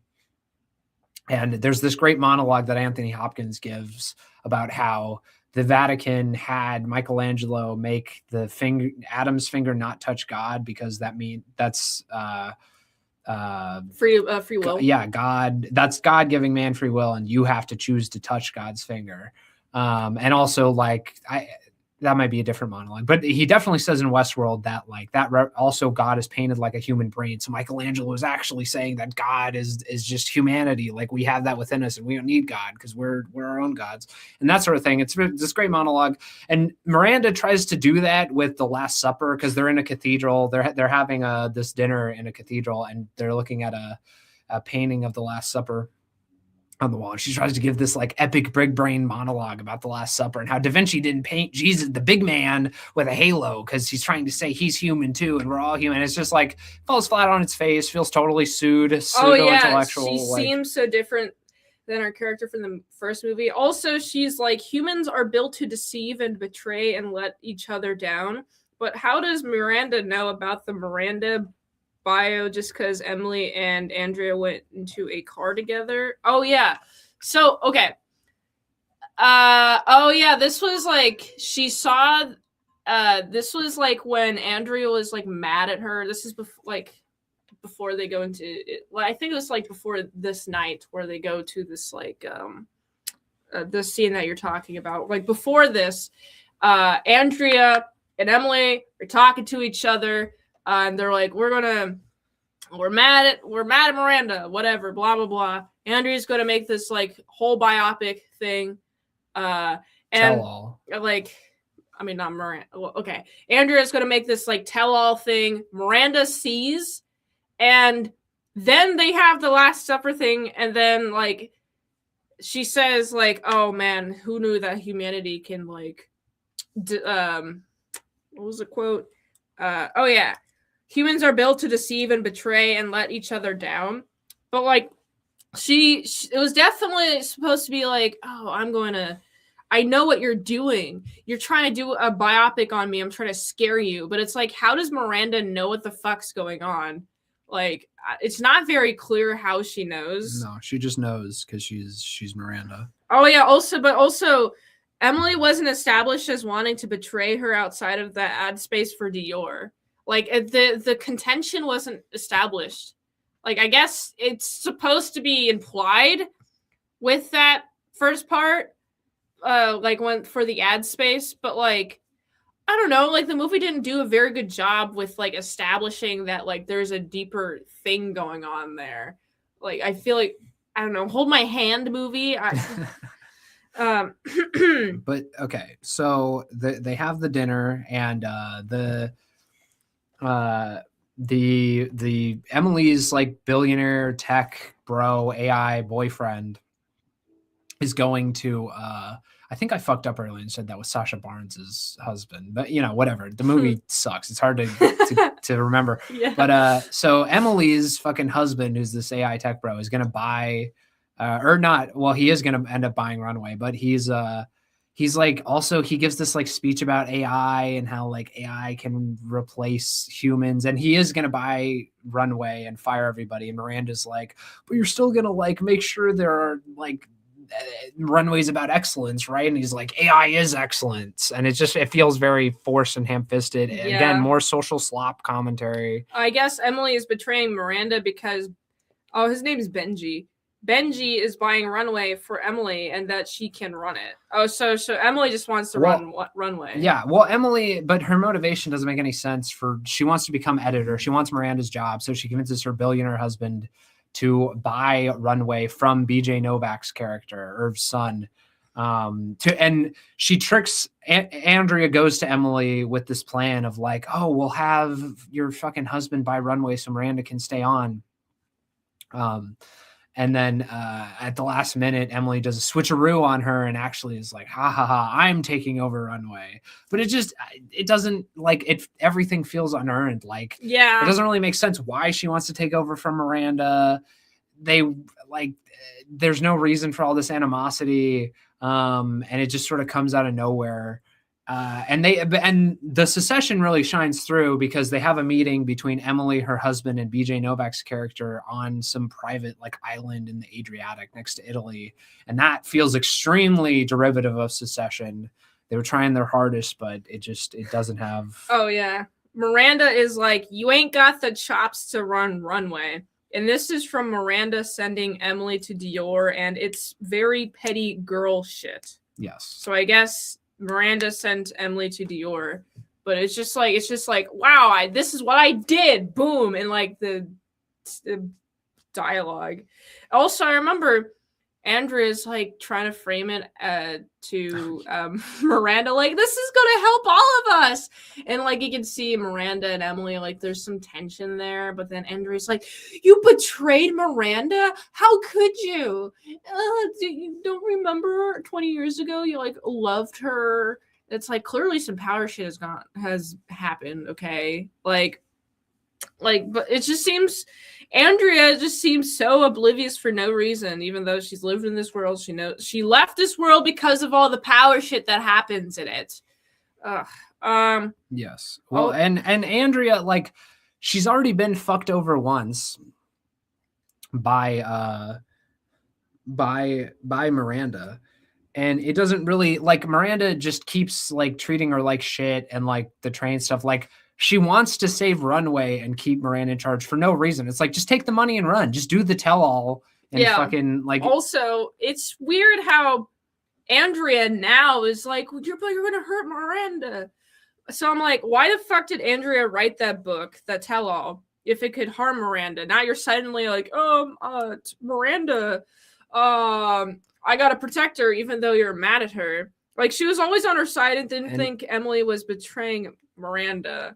Well, Andrea also, like, she writes a proto like version of the tell-all that she gives to the publisher. Yeah, like, it's honestly, I think Andrea wrote that because she's mad that Miranda didn't say shit to the management people, saying that they're doing budget cuts. But then it's not clear why Andrea feels any differently when she starts talking to Emily. It's not written thoughtfully.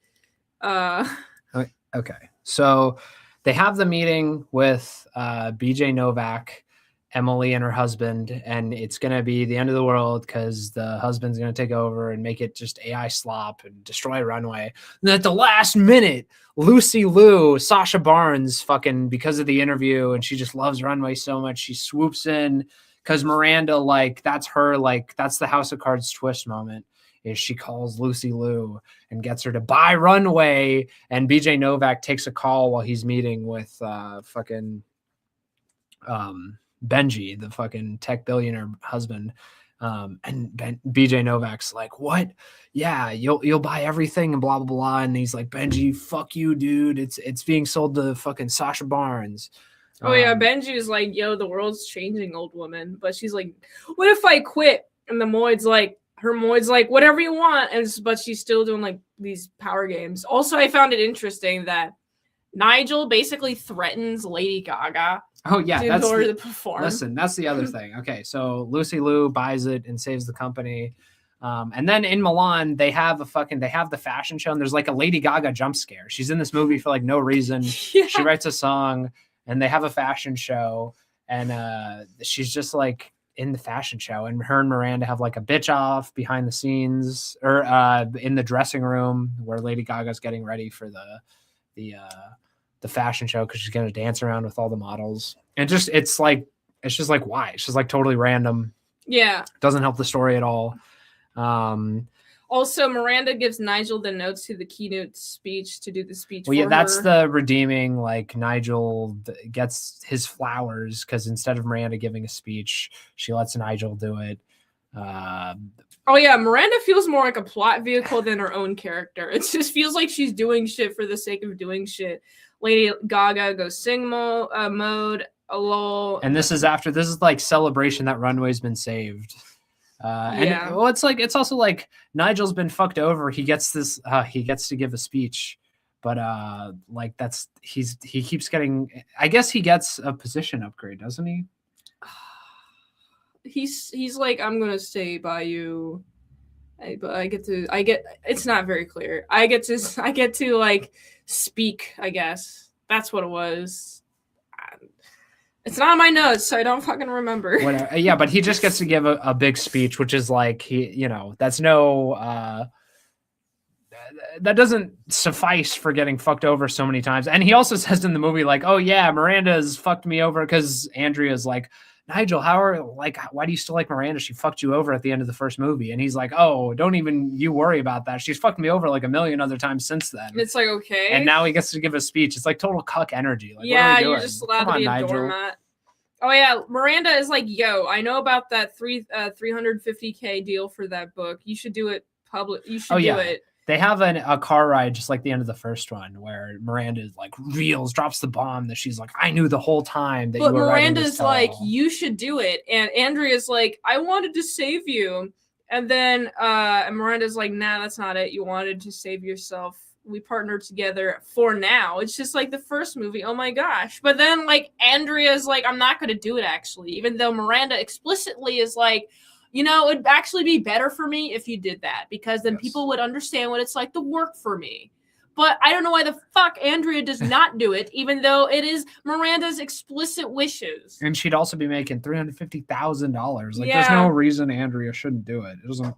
Oh, also it says, whoa! Andrea goes to Peter again to ask to be with him. Crazy. Lol. And Emily wanted to be friends with Andrea. Benji broke up with her, and whoa, Emily's eating carbs. Benji for breaking up with Emily. Fuck that bitch. Because Benji, her billionaire husband, just breaks up with her. Also, and it ends with her and Emily meeting at a cafe, like at the end of the first one, where Andrea meets with her boyfriend. Mm-hmm. It's Andrea and Emily, and they're like just total like besties now, and it's like. Why? Also, whoa, hugging Nigel moment. So Andrea hugs Nigel in this. It's Nigel who got her the job in the first place. That's been revealed. Like, who do you think recommended you to the CEO? It was me, actually. So Nigel has no dementia, but Miranda does. And all these assistants got promoted for no reason. It's not explained why they got promoted. Even though they're doing budget cuts, they wouldn't be promoted. Because if you're trying to do budget cuts, you wouldn't like move a bunch of people up the ladder and have to spend time teaching those people how to do a new job and also trying to hire people who just replaced those assistants' jobs. Yes. Well, it feels very incoherent. Like, how the company's doing. They don't really, I don't know. It's, they don't flesh any of these themes out very well. It's just like confusing and unmotivated and flat. I don't know. Just like, whatever. That was the end of it's my just like notes. A sequel slop. But yeah, it ends up, and there's this epic moment because Emily like insults Andrea's eyebrows, and Andrew's like, they're at the cafe at the end, and she's like, "Are my eyebrows really that bad?" And Emily's just like, "Oh, I'm just a stupid bitch." Like, it's just stupid. They're just like friends for no reason now. But anyway. Yeah. So I gave Devil Wears Prada. Feels like a fever dream. Yeah. I mean, it's just like boring sequel slop, frankly. Oh, yeah. I gave it a 2.5 stars. 2.5. I fell asleep during this first watching, so yes. I have to give it a 2. She was watching it. We were watching it together on the first viewing, and towards the end, I kept shaking her and being like, "Wake up! Like, what's going on in the movie right now?" Because it is very boring. It's so boring. So I made sure she watched it all the way through the second time. But so what would you give it? I give it 2.5 stars. 2. She gives it 2 stars. Okay. Now, finally we're ready for the showdown. Okay. All right. The show. It's the showdown.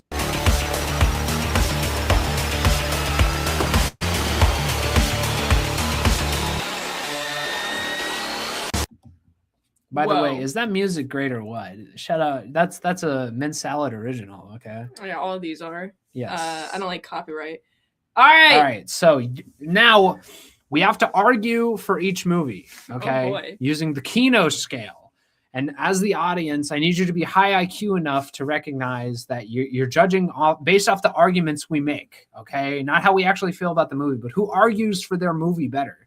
Because sometimes Mint will get the better movie. Sometimes I will get the better movie as the old Troon movie, and she gets the minty fresh movie, okay? So we're using the Kino scale, okay? And K on the Kino scale stands for Kino. And this is like how Kino of a movie is it? How close to true cinema is it? How like does it feel like a good movie, basically? It's like the sort of like je ne sais quoi of the movie. Like, is it Kino? I is for influence. How influential was this movie? Like, you know, whatever. It sort of speaks for itself. N is for narrative. Is this movie's narrative good? Is this is sort of like the sort of overall technical craft of the movie? Okay. And you know, I know narrative means like story, but it's like all the technical stuff is in service of the story, and that's just all the elements that create the story. Narrative equals story. And then O is for originality. Okay. Okay. So, all right. And remember, it's on the arguments we make, not how you feel about the movie, not how we personally feel about the movie. Okay. We're going to start with K for Kino. Okay. You know, I'll start first. It's my show. Yeah. Okay. So Devil Wears Prada 1 is Kino. Okay. It's super Kino. It's just a good watch. It's a good time. By the way, good time review. Watch it. It's fun. It's lighthearted. You'll learn about the fashion industry. The characters are phenomenal. And it's just I don't know. It's truly a Kino movie. There's nothing else like it. And Meryl Streep fucking kills it. Okay. So I don't know. Like, you're not going to find another movie like it. It fucking slays, bitch. It serves cunt. Okay. So what's your argument for Devil Wears Prada 2? Could you define Kino again? Kino just is it Kino, basically? Could you define it more? Kino der Toten is a map from zombies. It just means like cinema. Is it cinema? Okay. Okay. We might have to change the rating system for the second stream. Is it Kino? Okay. Is it Kino? Well, Jones. There's cameras involved. That's narrative. Okay. Fuck. Okay. Could you give more of a concrete definition that doesn't use the word Kino? The reason the first movie's Kino is because it has the scene with the fucking sweater. The sweater scene on its own, where Meryl Streep serves cunt about the cerulean sweater, is in and of itself, that beats anything in the second movie, because that is Kino. It's a scene you want to rewatch over and over. It's a part of cinema history that everyone's going to be going back to. People remember the first movie super fondly. Okay, I had to look it up. Is to describe media of the highest, most memorable, and artistic caliber. Yeah, okay. Refers to movies that are grand, high art, and genuinely cinematic. Yes. Okay. Genuinely cinematic. There okay. Well, I mean, you got actors and actresses that are there. Actors and actresses? Retarded. I mean, for the shitty script that they were given, they did what they were directed to do. But is it Kino? I mean, as in they did their jobs. They did their jobs. That's not Kino. Every movie does their jobs. I know. That's what I'm saying. Fuck. I should have prepared more. Oh boy. It's like you got you got color choices. It's a lot of warm color temperatures going on. It's establishing the That's the what we remember movies for, is their fucking color temperatures. You got if you want to experience member berries, the color temperature of the movie really helps with that. It gets you on a nostalgia trip. No one's gonna have nostalgia. Yeah, thank you. Is there a scene that can't be replicated in any other piece of media? That's true of the first one with the sweater scene. I would say there's what is that the equivalent of that scene in the second one? Thank you, gracious. The scene where she's looking at that painting. No, that was done better in Westworld. Oh fuck, you did give a Westworld reference. There's they're on a boat and then they ride into Done better in Succession. Rich people on boats. Oh, there's a drone shot that goes from the inside of the building all the way to the outside, and it shows the whole building. What is she talking about? It's the end of the movie. It's the end of the movie. It has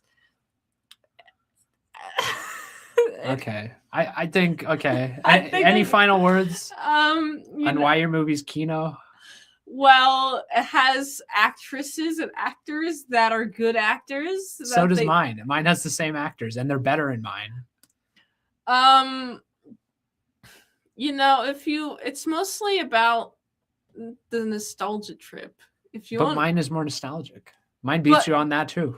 Well, yours might be the original, but like yours can't have any nostalgia. It's still in theaters.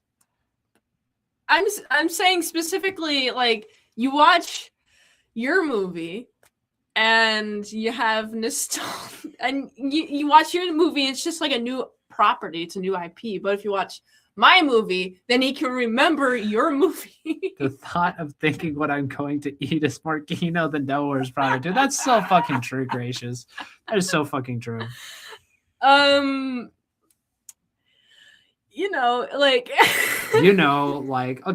Any final words on why the second one's more Kino? I say, like, if you really want to consume member berries and if you want to see them age, you want to see how they handle like these same ruthless tactics in their old age and how they deal with having dementia.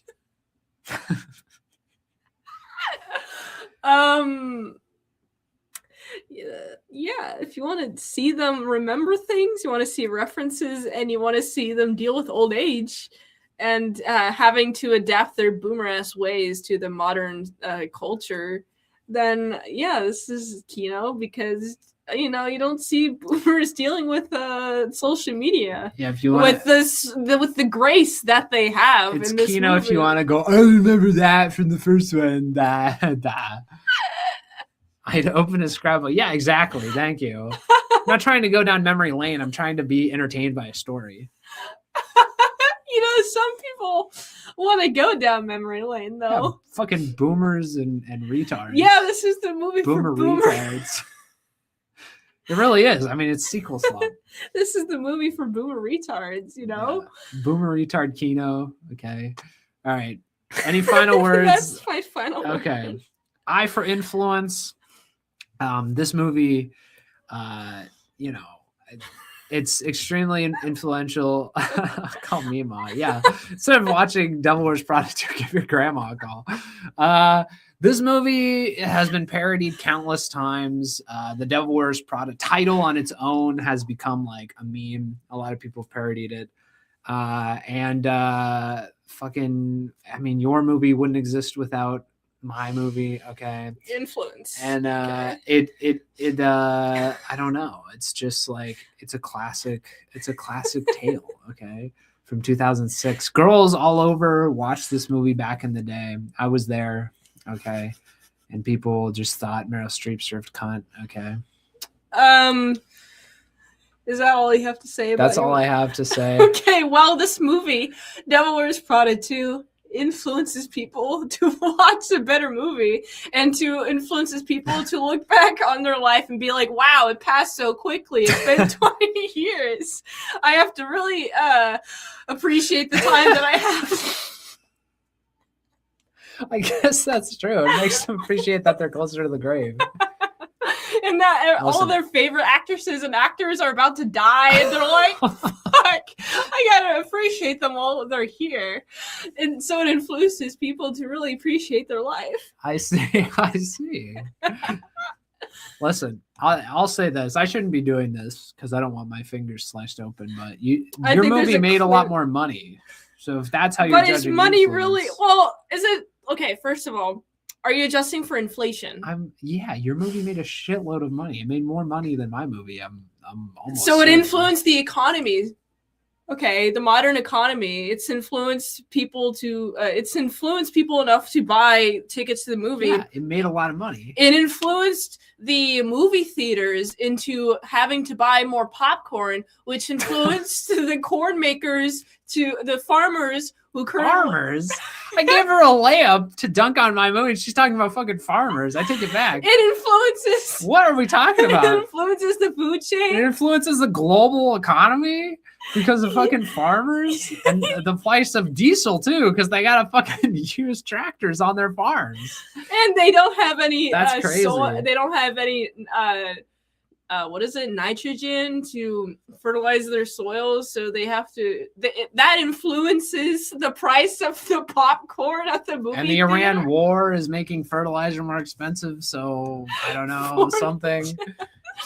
This movie has a lot of influence because it's taking all the corn they used to make the popcorn out of the food system, which is causing the price of corn to go up, and it's causing the price of food to go up, which is this movie is an immense movie on the U.S. economy.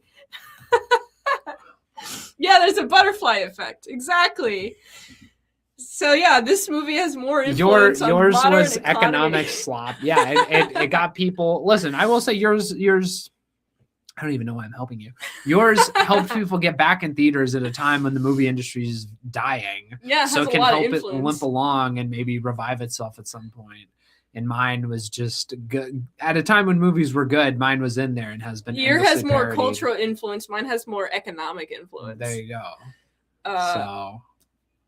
Yours wouldn't exist without mine. It's also influencing people to make it's influencing the studios to make more sequel slop. Yeah.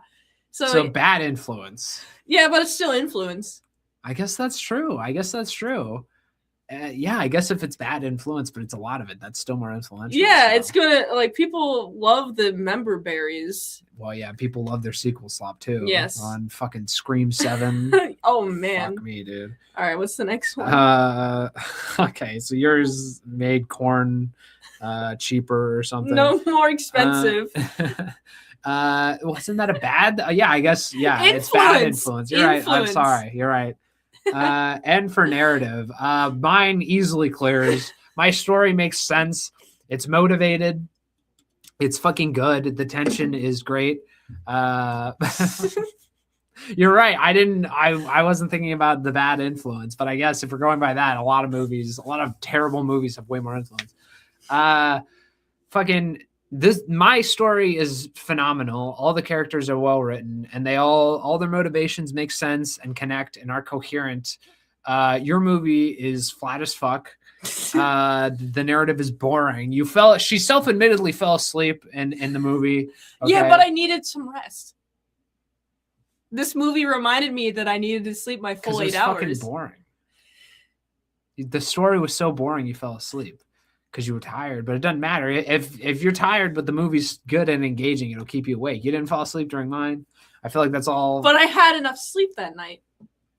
I didn't have enough sleep the time that we were going to have a Devil Wears Prada 2 watch night. But yet I had the same amount of sleep and I was able to. I forced myself to stay awake, but I also was falling asleep when we watched the second one. But regardless, all my characters are well written, and the narrative is coherent. Where yours is just sort of events that happen, and there's no real character development. It doesn't set up characters. There's no reason you should care about the characters in the second one. My movie though is trying to set a narrative, as in what do you mean? The narrative that fat shaming is actually okay because it does a satirical thing on how Miranda can't be fat shaming. But all the commentary is atrocious. It's all ham-fisted and bad. It's not. It's also the narrative that women shouldn't be writing movies because the writing is bad, and therefore that's not what they're going for. That's not the narrative the movie's pushing for. You're saying the narrative's so bad, a different message than what the writers intended came out. That's you know, penicillin was by accident. Okay, Sean. There's the Room, which is so bad it's good. Those type of things occur. Right. But this isn't so bad it's good. It's just so bad it's bad, and boring, and slop. This also has a narrative of. Just because it has narratives, mine has narratives too, but they're motivated and well written, and the characters make sense within them, and they mesh well and interact well. Like it has, for example, the guy who designs the handbag, he pops up again at the end, and in the middle, he's used and it helps flesh out the world and the story. Feels like characters living in a real world, a breathing world. Yours feels like characters in a Hallmark movie. Yeah, but Like it feels like a movie as opposed to just a real world that we happen to catch a glimpse of, which is much better when you're talking about movie narratives and movie stories. I mean, but like, isn't life just a bunch of disconnected things though happening? No, life is like my movie. Sounds like the narrative system in the first one was thought out and the second one was winging it. Exactly. I wing life, okay? The narrative is closer to how I live my life. No, because even in real life with people who wing it like you, it's still the motivations make sense and come from somewhere, unless they're just like totally irrational actors, in which case you're saying your movie's like a schizophrenic homeless drug addict who smears shit on the walls. Exist. They do exist, but no one wants to associate with them. No one likes them over the people who have their shit together and understand reality and are motivated. Yeah, but aren't those types of people the most interesting types of people? The most guys like Hunter S. Thompson, because they're like their life is insane. It's like, how the fuck did you get to that? You want the people who are insane but can still like you can talk to them and they won't like stab you in the fucking neck for looking at them wrong. Okay, it's so you gotta appreciate the narrative from a distance, which is the same amount of distance from your seat to the television screen. No, television screen. Or the I theater. Thought this was a movie. She doesn't even know. I watch movies on televisions and also theater screen though. It's from. You got to appreciate the narrative. The movie narrative is like me sitting and watching the screen. It's like the distance. Do you even hear yourself? You sound schizophrenic right now. That's coming from a guy with schizo in his name. It's fuck. The narrative, they have some things that they had to make sure it was in the movie. Things did happen. Things occurred in your movie. They had to push a certain narrative. So true, Sean. Thank you, gracious. They had to push a certain narrative, and so they had to check all the boxes like they're doing a daily beautification at fucking Jimmy John's. So you're saying it's procedural rather than creative. Yeah, and procedures are good because you gotta have if you don't have daily procedures, then who the fuck is gonna clean the bathrooms? You're gonna have like a fucking shitty ass toilet if nobody follows the daily procedures, Sean, which is why the narratives are good in this movie. Because they're like a janitor cleaning shit up in a toilet. I see. And also the narrative that people need to get their ass in the seats so they can feel the economy. No, we're not doing no. We're not doing economic impact on narrative. The narrative of hey, you're 20 years older and you too can also be awesome at your job. The narrative that dementia actually doesn't impact the narrative that dementia doesn't actually impact your job performance, and you can still be ruthless as a boomer. So also, they're pushing the narrative that you too can still be old and still be on fire like you were 20 years ago. Okay, this is a movie for the boomers, and the boomers need this sort of encouragement as they're approaching death's door. Yeah, boomers need encouragement. Yeah, we all love the fucking boomers. That they need encouragement. Okay, Sean, that's the narrative. The narrative is you can still kill it if you're old. But that's true of the first one as well. Yeah, but she's older. Yeah, but she accomplishes more. Also, you don't have to retire when you're in your 70s, okay? You lost me, man. I know. She's like running cover for the boomers. What the fuck is this? I'm just saying things. Yeah, we know. We know. Just like your movie just has things happen. That's like your argument for the narrative. It's just words coming out of your mouth. No coherency. Man, I feel my argument feels like the movie. Yeah, retarded and fucked. And boring.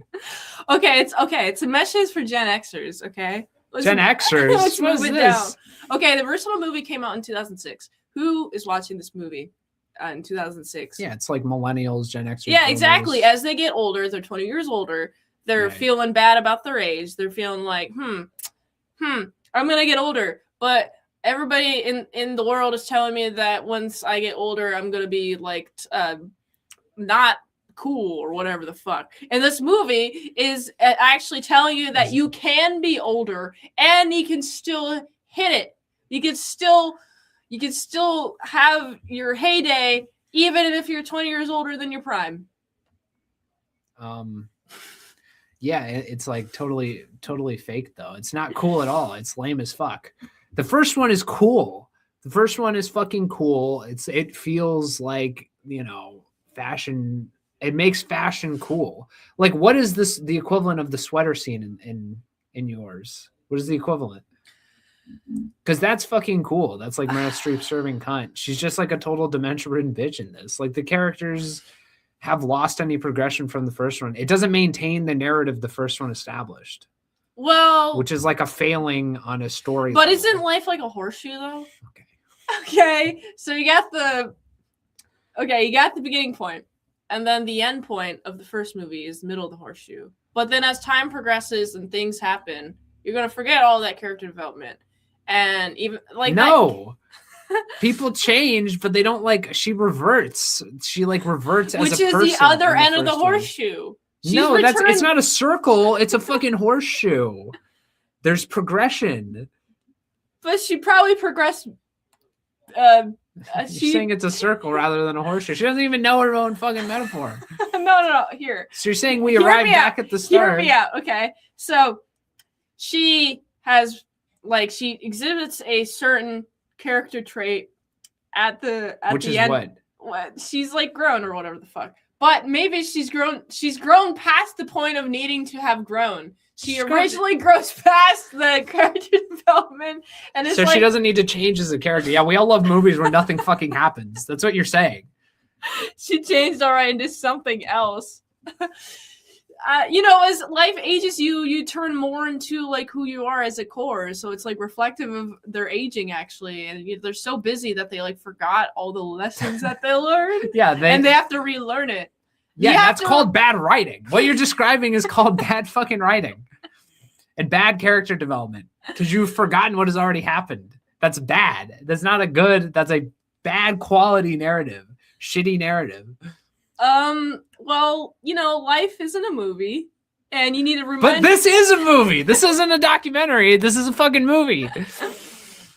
But you need to. And in real life, people change. They change all the time, and they can. People actually like revert back. Yes, to the worst type of people stagnate, and we all hate them, and they're fucking boomers. And these people have stagnated. But it's not intentional. That's the problem. It's not intentional incorporated into the story. I do know that. How do you know? Because you can suss it out by watching the fucking movie. That's how I know. Anyway, maybe they're playing some 4D chess on you. No, okay, they're such advanced this writers. Isn't a porn moment. No, they're such advanced writers. It's too high IQ for me. The Devil Wears Prada too. I see. That they wrote it so you think that there's no character progression, but actually they're doing a very high IQ. They're doing very high IQ commentary on how people can sometimes revert back and pretend seem like they have dementia when they don't. I see. Okay. They made this movie to target Sean. True. All right. Is that your final? Yes, that's my final word. Oh, for originality. Your movie has a 2 at the end of it. I rest my case. It's original because it's also there's fat people. That's original. That wasn't in the first movie. That's not original though. Everything is fat people in now. Also, your movie follows the same exact beats as my movie, like the Harry Potter being roasted. The Harry Potter moment being the equivalent of the fucking Sasha Banks or whatever, the Lucy Liu interview. Like it's just copying almost one for one the beats of the original, which is bad. A sequel shouldn't do that. It's like RoboCop 2 copies the beats of the original RoboCop. Like a good sequel innovates and pushes and doesn't just try and do the same thing. And the Devil Wears Prada 2 follows it beat for beat, but every beat is just worse. It's just a worse imitation of each story beat. It's not original in any way. Okay, but same director, same actors, same everything basically, and the changes they made were worse. But the placement of the Memberberry moments were in different placements than in the original movie. So. Yeah, they were like switched around, but it's all the same. That's original. It's all the same beats. It's just a little switched around on when it happens in the movie. It's also longer, so it's like the original run time, since it's a little longer, they put a little bit more original stuff in it. Like there's luxury apartments in this one. It's more derivative stuff. There's luxury apartments in this one. That's original. There's a contractor guy that she like, which insults. is a copy of Christian. It's almost carbon copy of Christian. Yeah, but just worse. But the Peter guy, he's just he has nothing to do with her profession versus Christian does, and she's like a fanboy for Christian versus like. This guy is just complete random ass stranger, and their love is original. It's not based on like being a fan of this guy and like there being favors done, and also like she doesn't get raped in this one. That's original. Okay. No, most movies have the woman not get raped. It's more original to have her get raped. Okay. It pushes the boundaries. Fucking what's his nuts? That guy who died. Fucking the 75-year-old. Hey, oh yeah, the guy dies. That's original. The guy with the that crazy didn't happen hair. in the first movie. The way that the guy dies just suddenly, and the CPR being so fake. That's original. Okay. Is it David Lynch? Do you know the guy who made? Yeah, I think it's David Lynch. Yeah, David Lynch. Fucking, he got famous because his movie, that Blue movie, has that bitch like get raped, right? I think Blue? I've never actually seen it. Blue Velvet. I think it has a bitch get raped.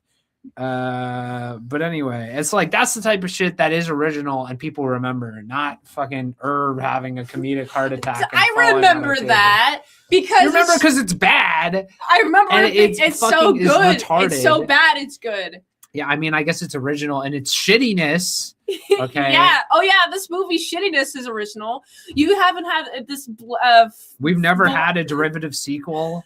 No, but like of a this famous shitty. IP before. But this shitty. No. Some of them like are mid. It's not even. No, this is mid as fuck. Everything about this movie. Yeah, but there's like the other sequels. They're like they have a different flavor of mid. This is like a different flavor of mid than no other sequel has done before.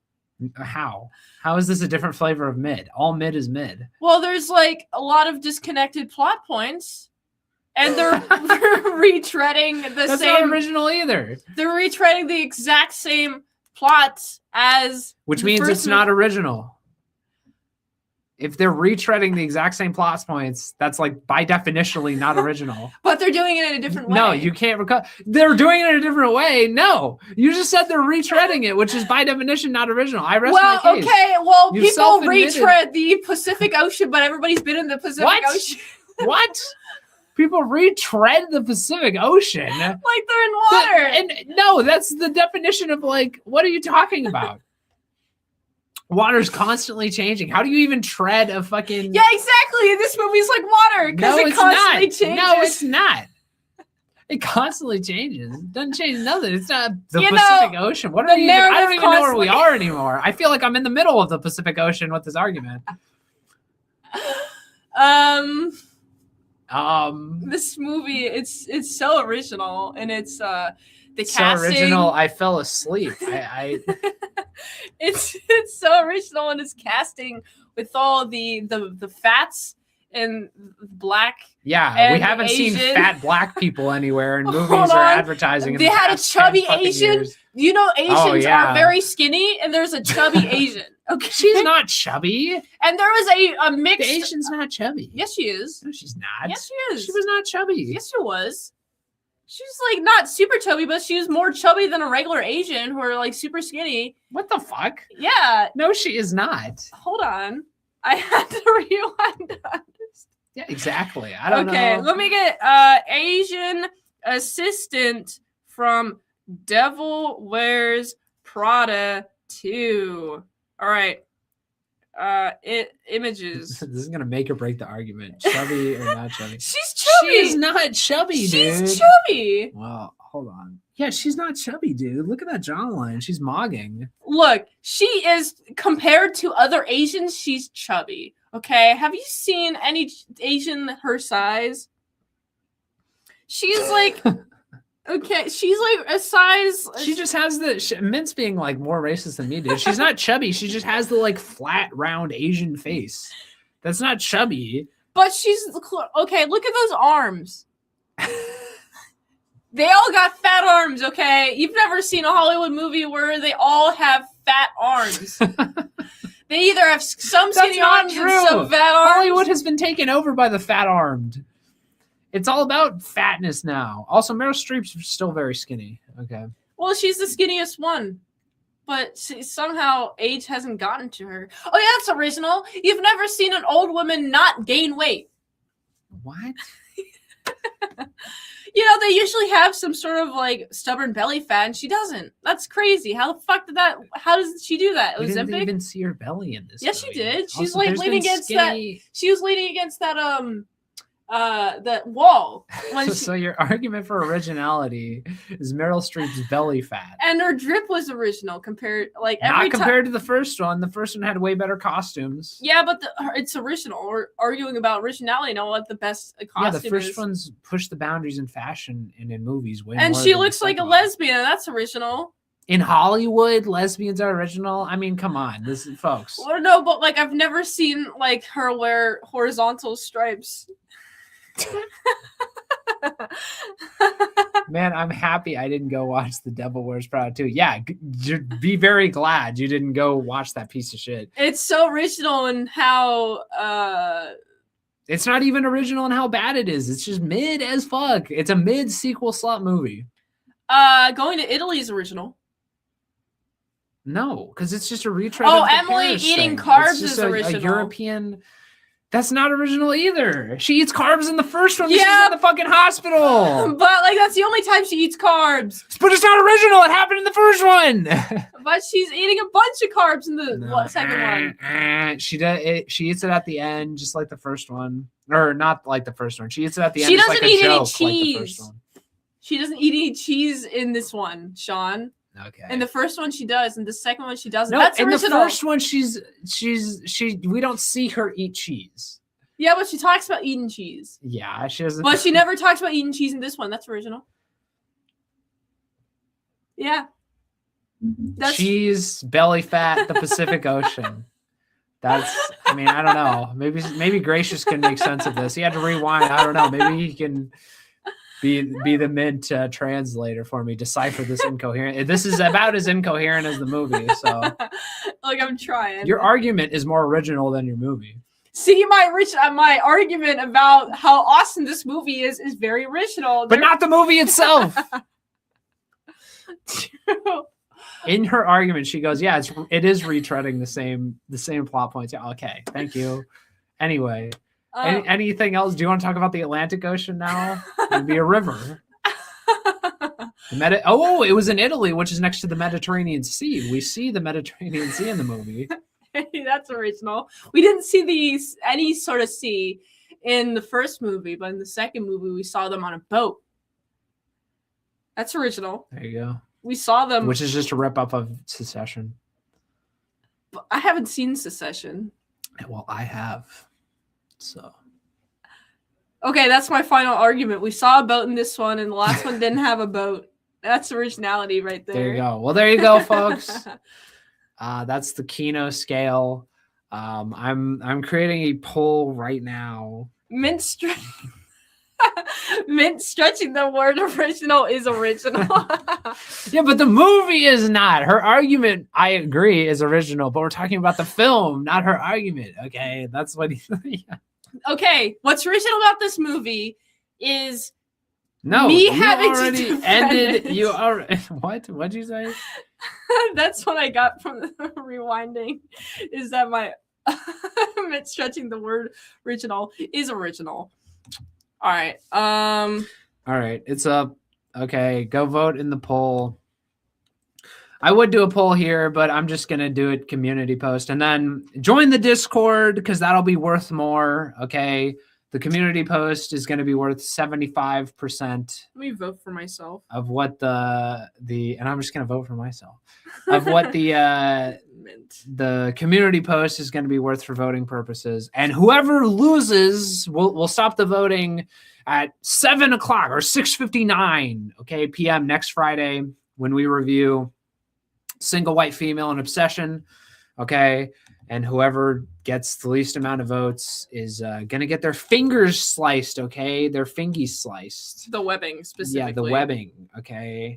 All right, got the movie posters up. And the other person gets to do it. So, if you want to see mint salad's fingers get sliced, single white female or obsession. Yes. Single white female and obsession. Sean, bring about the 3 fits clause. Yeah, that's correct. That's correct. The YouTube community is I prefer the Discord community. The Discord schizos are the house ends. Okay, and the YouTube schizos are the field ends. Okay, so I see. All right, that was fun. Yes. Okay. But please, vote for me. I want to slice my girlfriend's hand open, the webbing on her hand open. So that'll happen at the start of the next stream. Yes, that's how it works. Wait, did you post a Discord link? Oh, I didn't. You're right. Oh. Dude, it's so over. It's so Jover. It is Jover. Did I? Oh wait, I need to copy this again. All right, go vote, go join. Where is it? Settings. Fuck, I hate Discord. Invites. It should be in the fucking description as well. Yes. All right. Like and subscribe. Turn the bell on. Join the go. Discord. Follow me on Letterboxd. Yeah, and follow me on Minty Crafty. Watch all my videos. And I'm gonna be I'm on Minty Crafty on Wednesday and Saturdays. Oh, I gotta make a stream for tomorrow. Yes, and new fucking heaven knows what review coming out this Sunday. Okay, every other week gonna have a review coming out. I'm doing the Safties right now, and the movie before Good Time is Heaven Knows What.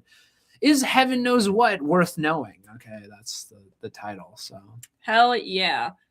All right, y'all. Thanks for stopping by, Gracious. You're a real one. Thank you, everyone else who supports. Appreciate all of you. Frog Tony, the guy at the start that I don't remember the name of. El Hombre. El Hombre. Thank you, my homie, my hombre. Yes. All right. Goodbye. Stay in school. Goodbye.